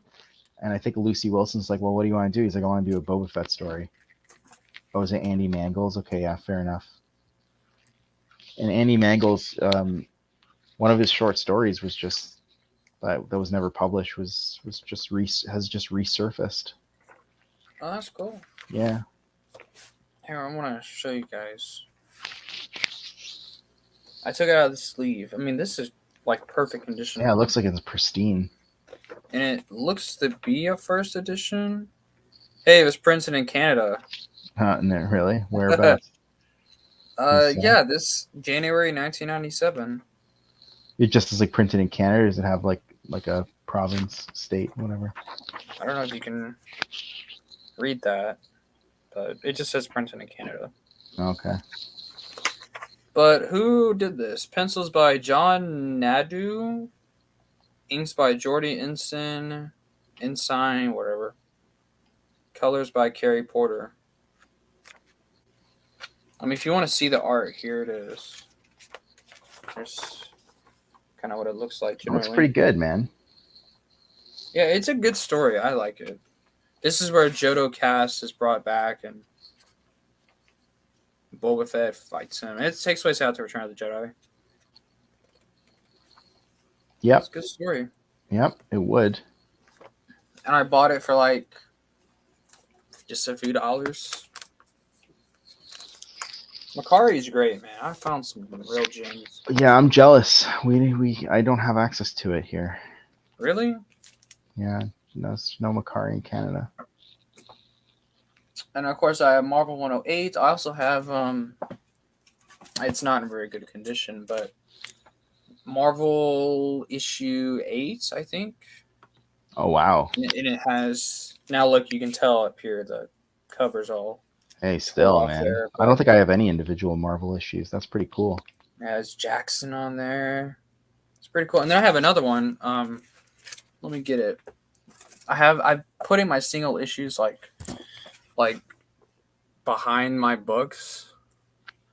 So because I don't really have. I mean, I have a box now, but like I don't want to put them in a damn box. And you know what I hate about the Jackson Black Series figure is that it has like the box features art from like Star Wars Adventures, which is like the Disney canon. But it's like really like the EU is where Jackson originated from. Like put some like Marvel Star Wars art in there too, at least. But no. Well, here's issue 5 of the series. Now, this is a part of the adaptation for the first film. Right. It's a lot better condition, as you can tell. I believe. I thought it was every adaptation had like 6 issues or something like that. Yeah, that would have been like issue. You can even see 35 cents. I wish they were 35 cents now, but can you imagine? Yeah. Now and I like also $5. bought earlier. I mentioned this. This is a omnibus. Well, not really, kind of an omnibus. It's a Dark Horse printing of the first 20 issues. Oh yeah, that was okay. So those came out when I was a kid and I was like reading the NJO. There's 7 volumes of them, right? The Dark Horse There's printing. 7. Jeez. 7 volumes. Yeah, they're all different colors too. And honestly, that's how I first read the Marvel Star Wars comics, and it was just such a great collection because back then, like in the early 2000s, that was the only way that you could read those comics unless you collected the individual issues because you couldn't find them online really. Back then, I wouldn't know where to. Also a sad story. Like my dad got angry at me once and like ripped that very volume that you're holding in your hand, and then he went out and bought me a new one. That's fine. Yeah. I mean, not really, but no, it was kind of traumatizing to be honest with you. But how did he rip this? This thing is big. I mean, look at that. Yeah, man, that's how angry he was. He like literally like ripped it. He like Hulk ripped it in half. Jeez. Yeah. But like, I mean, Jackson is in here, I think. Yeah, there he is. Be, right yeah, there. He's in the like the first arc after the movie arc, I believe. Look what just happened. Man. I guess this is not that good of quality. Damn. You know what? I'm gonna have to glue that back together. I will say, and like, don't feel too bad about it because all those like Dark Horse omnibuses, man, they have the absolute like worst binding. Like like the white omnibuses, they're all coming apart for me, and I barely touched them over the years. I've kept them in pristine condition. It's just the glue fades over time and it dries. Yeah, I'm gonna have to reglue that. It's gonna be tough though, trying to reglue this. Yes, Scott said Marcel's dad was strong AF. Only when he was like in a rage. It's like a barbarian, like in a barbaric rage. Like he just like plus 40 to strength. Plus 40 strength. I don't remember what I did. Leave that there on the shelf until I get a chance to fix that. Yeah, I'm sorry, man. That sucks. It happened to me too with my Rogue Squadron Volume 3 like 2 months ago. I was trying to read through the comics, and it just like came apart. Well, at least I have them. It's true. At least I have them. Slav asks, "Did I get a girl pregnant or something?" No, never. Thankfully, that would have been life altering. Oh, let me show you this as well. I'm kind of proud to have this in my collection. SFBC Oh man, that's awesome. Jedi Academy trilogy. I don't care what anybody says. I know there's a lot of Jedi Academy trilogy haters out there, but like I enjoyed that. Like it's not like high literature or amazing or whatever, but I enjoyed that series. I think there was a lot of like missed potential there with like, the way that they handled Exar Kun, but I enjoyed that series. So fun. I love it. Now this one has like a library, like kind of like plastic casing over it, but I don't mind it. I Just actually look, prefer the library plastic casings. I have a bunch of my hardcovers like that, just and I think it like protects the dust jacket a bit better, in my yeah, opinion. So I'm kind of proud to have this in the collection. I also have Darksaber SFBC. I have Honor Among Thieves SFBC. have you read Honor Among Thieves? I haven't. I haven't read Okay. any of that era. So I will tell you, I just read it, or reread it rather, because I think I read it when it came out, but I reread it like 4 or 5 months ago, back in February. And you know what it reads like? It reads like one of the Marvel Comics like Really? adventures. Yeah, I think they kind of like really captured this kind of like weird, campy. I don't know, because James S. A. Corey's two people. Yeah, I know. Yeah, it's the guys who write The Expanse. The only thing there's like a content like a annoying continuity error in there. Han sees a Nogri, and like I think it's like sort of like from his perspective, so like reflects on the fact that it's a Nogri. It's like, bro, you're not supposed to know who Nogri are until like the Thrawn trilogy. Well, maybe he just forgot. It's true. I mean, that's a legit. You can forget shit. Hey man, I forget things every day. I know that's kind of like a bad explanation, but hey, maybe he just forgot. Maybe he just forgot what they Well, I were. think like nobody really knew what who Nogri were. I mean like I guess like they I would mean, have been Vader around did. in the Clone War. Yeah. Lord Vader did. I don't know. I don't think it's like that much of an issue, to be honest with you. I feel like you can hand wave it away. How have you read Razor's Edge, the Leia story? Yeah, but I haven't reread that one yet. That was a long time ago, and I remember not loving it. Huh. Razor's Edge, not at all. Those books were written almost as though like the rest of the EU like didn't exist. Well, I've seen rumors, and even Pablo Hidalgo has kind of confirmed it, but those were meant to be like the first of a reboot. Mm-hmm. Basically. I don't know how true that is. I A don't really soft like reboot at that the very idea. least. Yeah, Hunter Moss and Scarlet Hark. I like those characters as well. Although Hunter Moss, I was listening to the audiobook, Scott, and he's like kind of voiced very dopily, like he's like almost like cartoonish. Dopely. Dopily, it's true. Scott, what are your thoughts on that rumor that they were going to reboot the EU pretty early on, even before Disney bought Star Wars? Because that's True. kind of like the argument I've heard from people, like, well, they're going to reboot it anyway. I just think that's just not supported at all. Only because, I mean, Zahn, Alston, Leland Sheed, I mean, they've all said they were never going to reboot it. I would love to have a candid conversation with Lynch. I'd even sign an NDA or something, but just like, hey man, like, can we just level with me? Like, what was going on? What's going on today? I really want to talk with Pablo Hidalgo, to be honest. No, not me, man. I have nothing to say to that guy. Seems like a nice enough guy, and he's just doing his job and stuff. But I don't know. Not. I don't know. Although John Jackson Miller stated that he wrote I think you mean he doesn't mean Heart of the Jedi. He means what's the one by Kevin Hearn? Uh, Heir to to the the Jedi. Jedi. Yeah, that's the one. That book, Heir to the Jedi, was just so like it wasn't mid. It was just bad. Dang. Yeah. They said the books and comics that didn't have tie-ins sold better. I don't believe them though. I don't know about that. Like,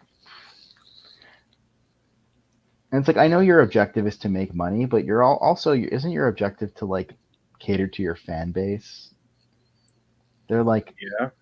they're your fan base is arguably like a solid customer base that will keep coming back, and by like trying to appeal to the masses just to make a buck, I just think that's the wrong way to go about it. But that's how everything is these days. So who am I to speak out against it?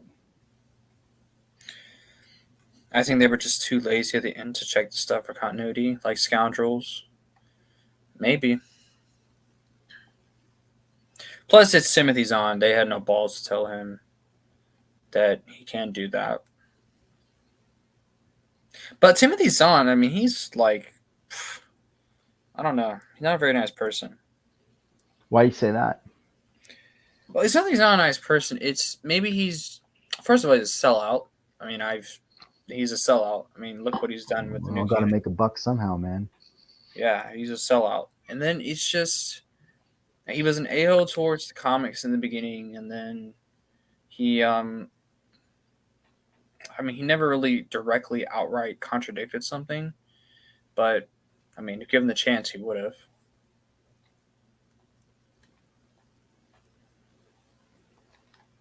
Yeah, Slav brings up a good point in the chat. Like I know that's kind of it's tough for some people to kind of get started in that, but like let's just use the new canon for example. Eventually, it's going to be like that too, right? Like eventually, it's going to get to that point too, where it's going to be like however many years of shared history. I guess with the new canon, it's a little easier because they have bookend films, right? Like everything like leads into Well, those. the Like, problem is sequel with the new canon is none of their essential stories are told in books. That's right. Except maybe the High Republic, but beyond that, nothing else in the new canon, book wise, you don't need to read any of it. I was Because saying all of like, it's being told in movies and stuff. well, I was saying like, yeah, they're saving it for like the shows, but even like the shows, Yeah. they're like, they just like bait, they just bait and switch, like or not switch, they just bait you. It's like some like cliffhanger episode, and then like it ends up being like nothing. Like I never watched Mandalorian season 3, but I heard constantly that like so much of it was like just build up, like just all of it was just build up, and people are like, well, like where's the payoff? Yeah, it's same with, I mean, the season 3. I think the best example of that is the freaking oh, jeez, not the Zillow Beast, Mythosaur. When they brought the Mythosaur into it, yeah, the Mythosaur's back. It was long thought to be extinct. Yeah. And it has absolutely no impact at all. Maxine like says, I think it was the second episode that had that cliffhanger ending, and it's mentioned.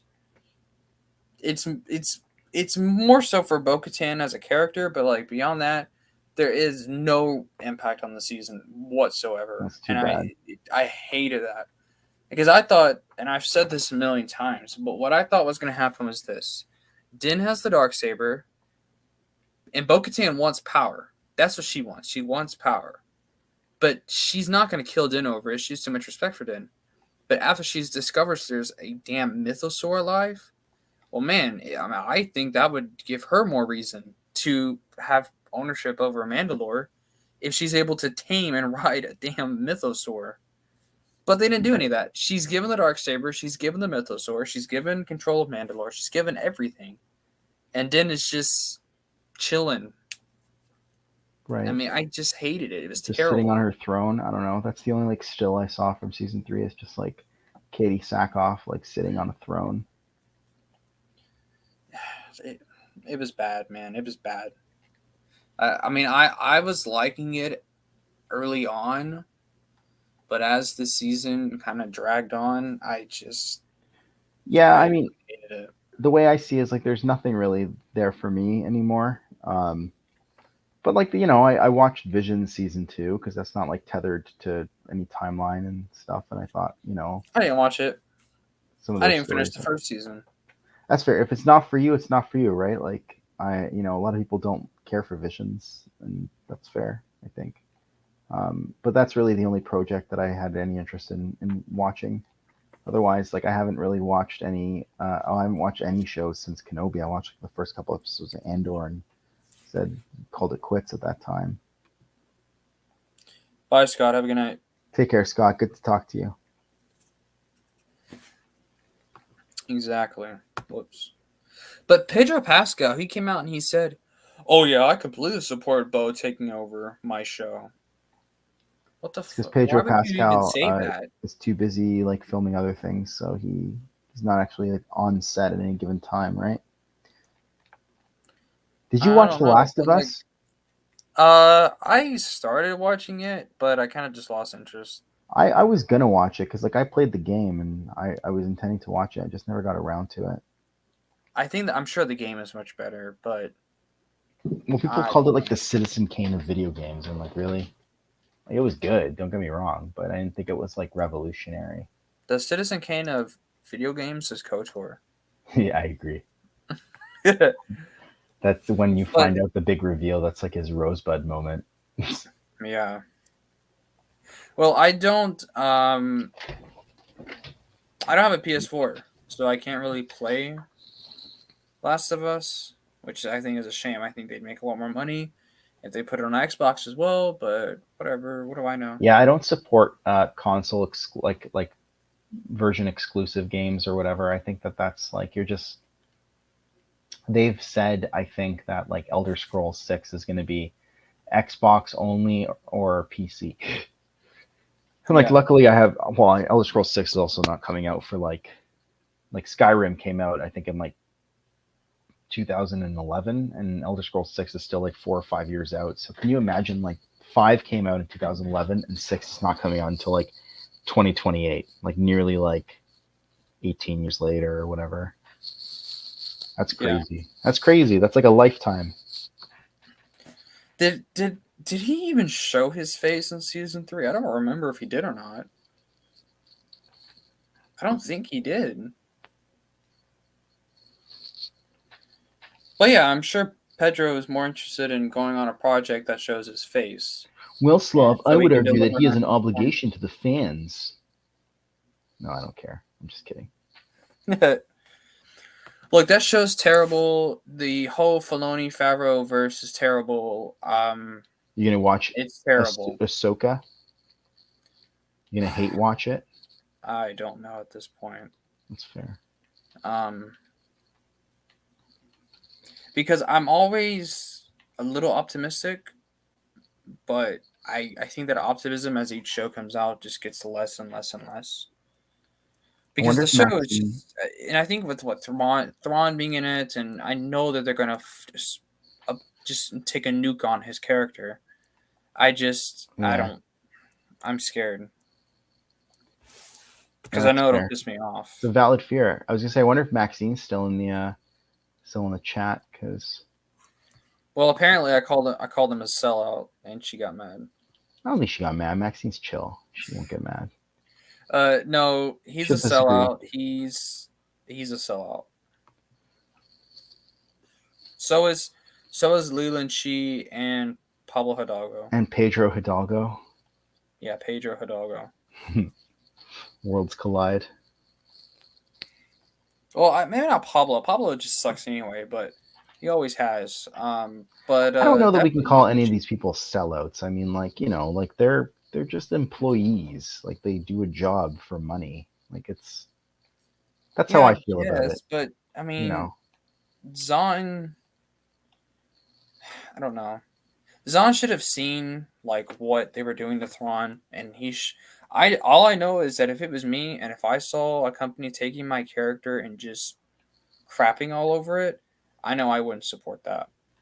And I Yeah, know but the there's money is some sweet, authors who are man. like that. The guy who created The Witcher, I don't think he like supported the video games, and then he saw the Yeah, same money. with Ostrander. Like Ostrander, I mean, he came out and say he's like, I can't really do nothing about it. It's not my character, but they destroyed Quinlan Voss. I mean, he straight up said it was a separate character in Dark Disciple. Yeah, they definitely So did I mean, destroy it. That was a character assassination of the highest order, man. That character's like completely different in the Clone Wars cartoon. Completely different. There's like no excuse man, for it.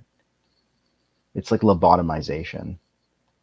It's like, oh, wouldn't it be cool if we brought in like this character that you really like? It's like, not really if you're going to change everything that we like about him.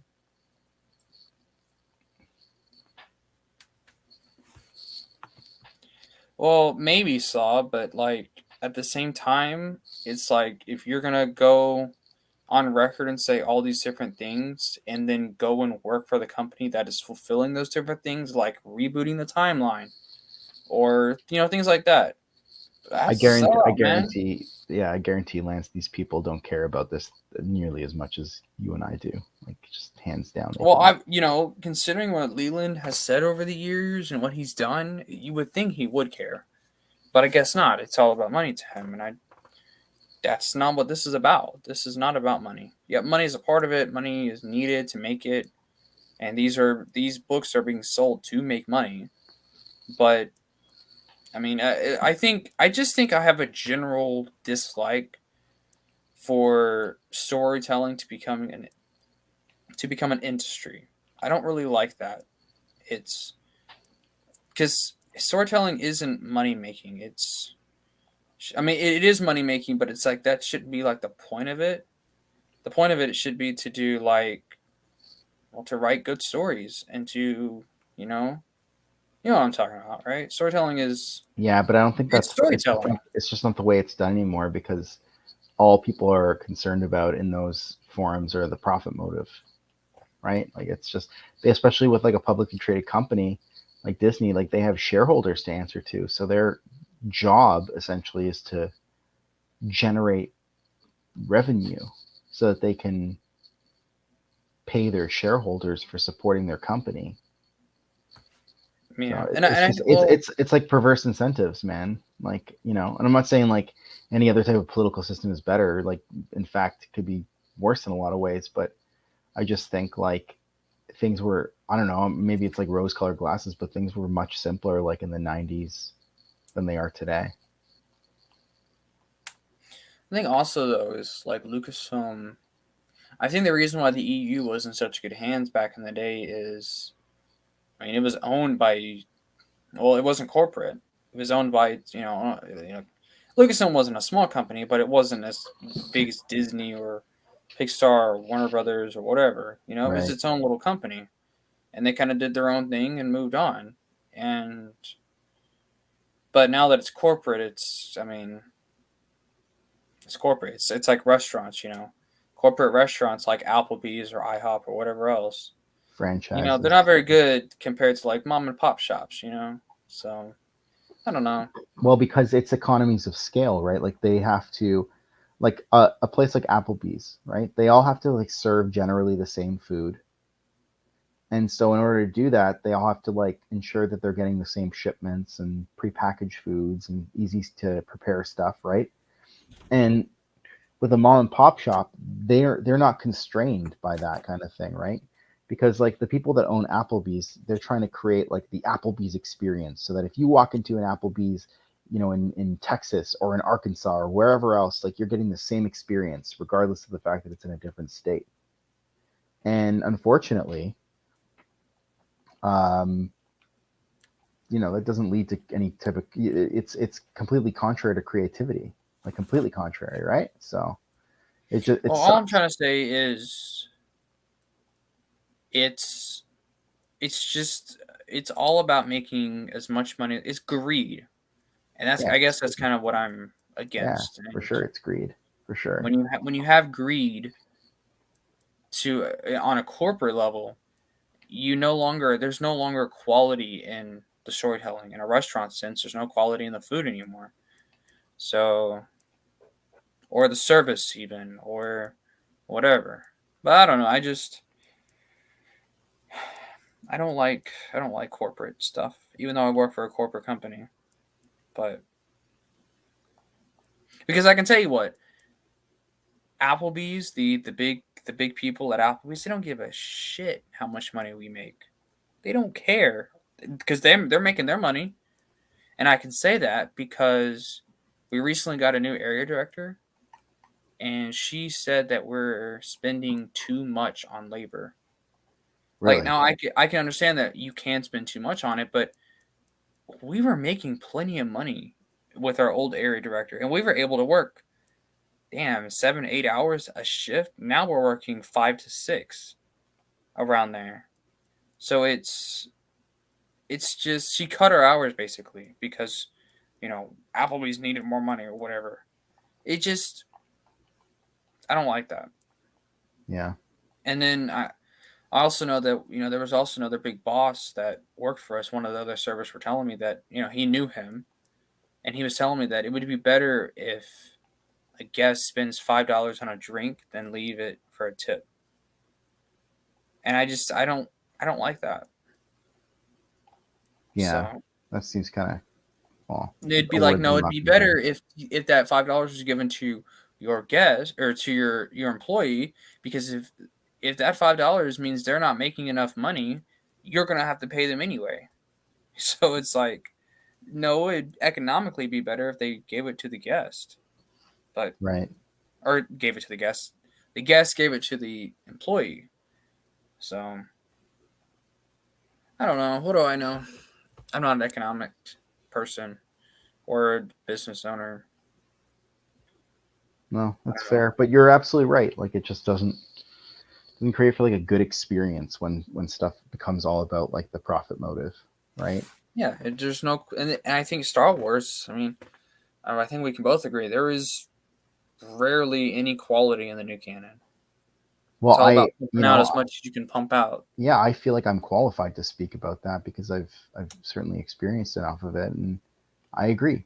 Like I agree. Like it doesn't capture my imagination in the same way that absent like 5 or 6 or 7 works amongst the novels, it doesn't. And so that's just that's why I'm first and foremost and always will be a fan of the expanded universe and continue to Long shill live for it. you. But probably not on Twitter anymore because I'm gonna deactivate my account. By Twitter gay. I'm actually excited about it. Like honestly, it's been giving me anxiety because I'm just like, I feel compelled to post something, and I'm like, Well, you should be very proud of it because Twitter's a terrible place. it really is for you fans. Not a great place. Not a great place at all. Nope, it's not at all. It's very bad. Slav, join me in my quest. Join Lance and I in rejecting the scourge of Twitter. Yes, hashtag reject Twitter. Embrace modernity. Sorry, was it reject? Wait, reject modernity, embrace tradition. Reject Twitter, embrace YouTube. One of Slav's videos has like 30,000 views on it. Damn, really? Yeah.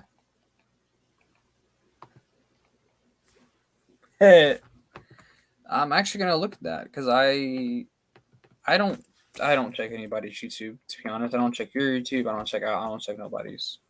Yeah, I could tell. I could tell. It's fine.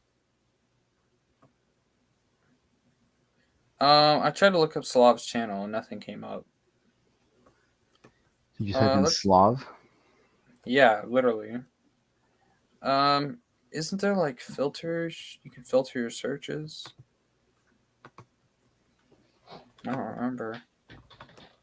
I don't know. I don't know. Slav, if you're still here, if you want me to watch your videos, you better give me a link to your channel. Dump the link in the video in the comments, Slav, so we can all watch it. Oh, I found it.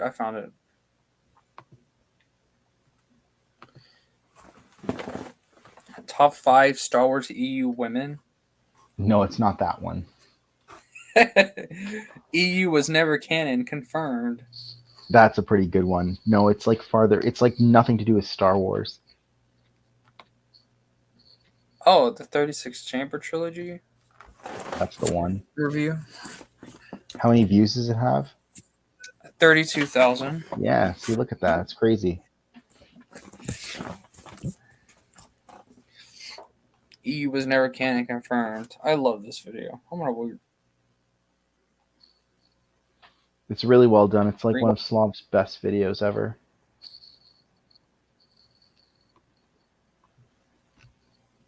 I show it to like people in IRL, like off the internet. I'm like, just like, look at this. Isn't this amazing?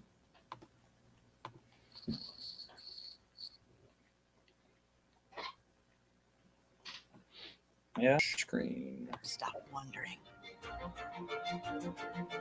Oh, here we go. I love how he puts like Sirius XM radio. Slav, you troll. What a beautiful mind. The expanded universe was never canon, never. I never intended it to be.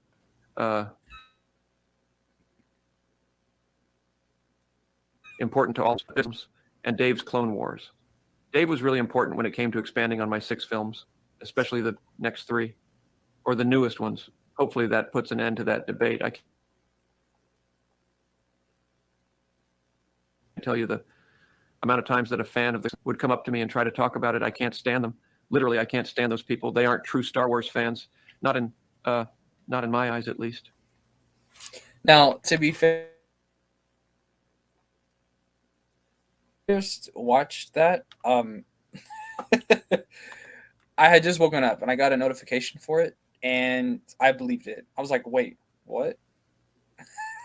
I mean, the thing is, then I realized, yeah, he did such a great job with it.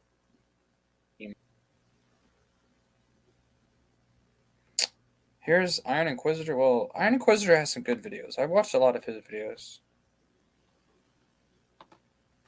Yeah, Iron Inquisitor defends the EU on the regular. Yeah, I don't know. I don't know how he doesn't. Disney's High Republic movie teaser. Then he has something called Turgle Swamp Years. I think Turgle's a character from the Jedi Survivor games. Yep, that's right. We're gonna watch it because I haven't actually seen it. Now give me what you promised me. Give it here. Even Hollywood's biggest stars came from humble beginnings. And the swamp is where it all began for the most famous frog in the world. The Turgle. Turgle's right. I was once the most infamous outlaw in the Outer Rim. That's pretty funny, actually. It's like a trailer for his like prequel story. The Sultan of Stealth. Turgles. Swamp Years. An intermediate date or indeterminate date. It's pretty. And there was good. another. Oh, look at Gordon Ramsay. I don't know why. Totally haven't been watching Gordon Ramsay. Anyway, I don't remember Donkey Star Wars. I don't know if you've seen these, but Slav showed me them yesterday. Just watch it. That's why you don't catch me fucking dogs anymore. Hey, I'm the silver R2D2, mate. Let's go here, mate. Come on, mate. I don't remember the room filling up with so much poisonous gas on the last meeting. So I says to him, that's not a potato chip. Oh, shit. It's that guy. Just How are we gonna handle this? just go up and strangle him. What is this? Die, you bitch. Die. His neck is impervious to stranglings. Get the hell off of me. Oh man, that's cursed. Oh, we're gonna get him, but we can't. We It could can't be chop anything his with legs the off? neck. Oh, look at this. Oh, he he's just drowned dead. himself. Okay. I guess our work here. No, we should make sure that he's dead, though. Let's go chase him down. Cut his throat. Oh yeah, while I'm down here, I gotta get a Gungan ship. Get a Gungan ship. I got some weed. Weed? Why didn't you just say so, my man? Get my best shit better. That thing costs like $2 million for this little bag of weed, man. I'm a fucking idiot. That's why you don't catch me fucking dogs anymore. I still can't believe they put us in charge of guarding the princess. Just us 2 battle droids? What if they beat... We saved you, princess. Quick, get on our Gungan ship. Obi-Wan Kenobi, dude. Get your shitty Gungan ship. Get on mine. It's the best ship ever. Whee! Wait a Oh my minute. God. This ship is a piece of shit. Hello, bitch. So I says to him, no. What did I just watch? My head. Nintendo DS. You want to buy this fucking engine for 500 cents? It's gonna sit you 500 big. cents. That's like $5. Wait a minute, I'll be $5. I collected this Star Race. Whee! This is. I'm gonna die.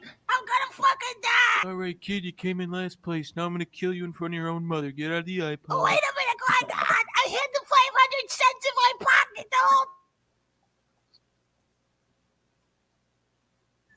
A box of fucking Legos for $5, but after you stole it. Yeah, this one's not working either. Son of a bitch. If you Yeah. try to petting Or maybe if I just hit it. try petting the engine.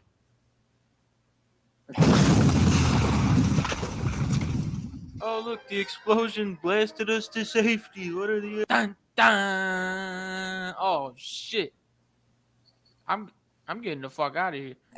Dun dun dun. Vroom. Zoom. Dun dun dun dun dun dun dun dun dun dun dun dun dun dun dun dun dun dun dun. Vroom. Oh, shit. Bro. Cha cha bamba danga danga danga bamba danga danga danga danga bamba cha cha bamba danga danga baba big big baba baba big big baba. He just like he did this for what, like every single one? Oh, just the first two.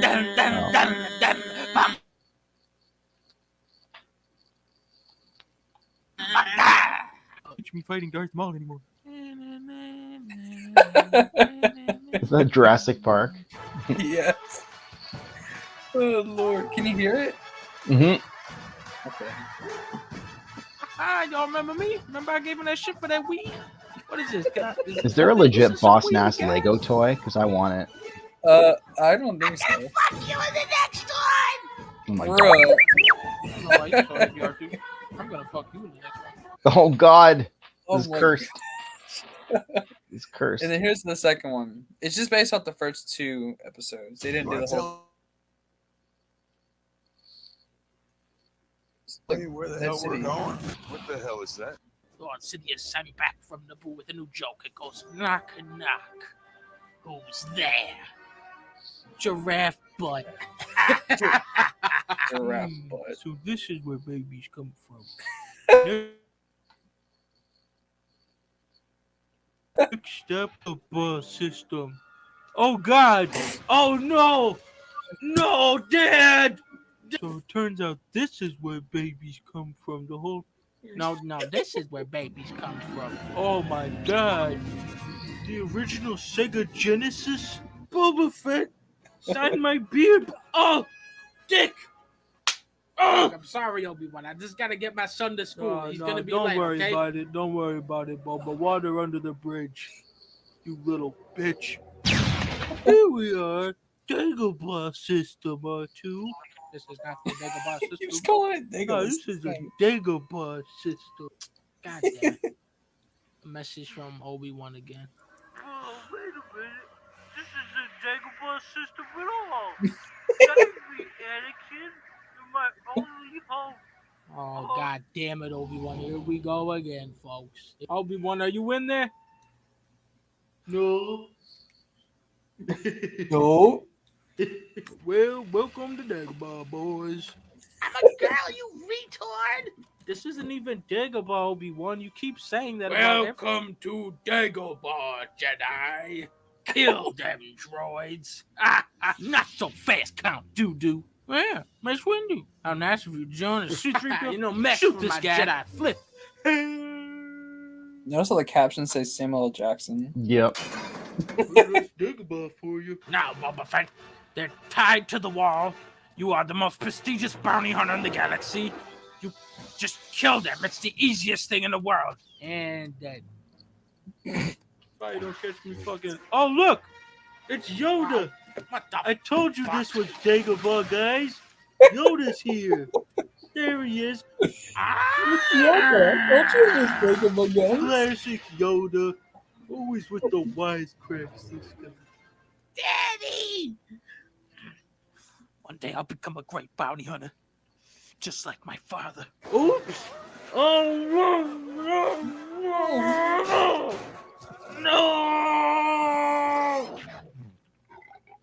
right, Yoda, park it right here. We'll be right back. Oh, wait a minute. This is a Dagobah. End of the line, Mace Dooku. Watch this, Anakin. I'll beat him in one hit. Watch out for my special move. Whoa, Bull, I got I this. broke my back. That was literally 1 second. Damn, you suck. Obi-Wan, catch. I don't have my mitt. Yoda, you. Since when did you get as tall as Obi-Wan? Oh gosh. Hilarious. Wait, were you there when Sloth showed that last night? Probably not. I wasn't Okay. around last night. Okay, because that's where I found those videos from. He showed us. It's hilarious. I started dying when Obi-Wan said, "Hey, look, it's Yoda. I told you it was Dagobah, guys." Dagobah. You know what's funny is like back in the early EU, they thought like Yoda like was from Dagobah, like that was where he just like lived. Yeah. It's wild. Yeah. Well, maybe it's possible that maybe he was. I don't know. Could be his homeworld. Maybe not his birth world, but could be considered his homeworld. His homeworld, like Master Arca was, or not Arca, sorry, was the Thon, the dinosaur, just lived on that other planet, Ambria. I don't remember his name. Yeah, Master Thon, that was the one that Nomi trained with. Oh yeah, I remember now. I love how he like at one point in the comic just like whips out a lightsaber. He's like, "Yeah, here's my lightsaber." It's like, how do you have a lightsaber? You're like a beast. Yeah. Hey, here's my lightsaber, Nomi. Take it, use it. It's not like I'll use it because I'm a beast. Can't wield a lightsaber. Man, I'm sleepy. I gotta go to work in the morning. Yeah, me too, man. I gotta be in the office tomorrow too. But no, this was fun, and Yeah, it was probably fun. should call it here. Call it quits. Call it quits. Yeah. 2.5 hours, decent stream, all told. Yeah. So, have you thought about potential ideas for a Yeah, podcast? let's throw it out there if anyone's like listening to this. Like, you know, We got one viewer, so yeah. What do you think we should talk about? I think we could do like a podcast or something. I wouldn't mind, you know, making it like a bit more, not like super generic, but like a bit more focused or something like that. Because I know Brennan and Alex have an amazing podcast that they're doing on various topics within the EU. But if we had like something specific that we were talking about or working through, then I think that would work really well. So if you have any ideas, let us know, or I don't know, I guess use them for yourself and create your own podcast. But long live the EU. yeah, long live the EU indeed. Well, I was thinking maybe we could just like go through the entire Old Republic era, but the only problem is I have not read through it all. Ooh. So I'm gonna have to do that. You know, we should do a podcast on just Marvel Star Wars. We'll just read all the issues. Well, I gotta fix my freaking trade Yeah, paperback number that one. fell apart in my hands. I don't know. But Well, yeah, think it's fun. about it. Thanks for joining. I'm on. Have a good night, Marcel. Have a good night to everyone else who joined. Thanks for too. joining. Yep. Thanks for inviting me. Bye, boy. Bye. I own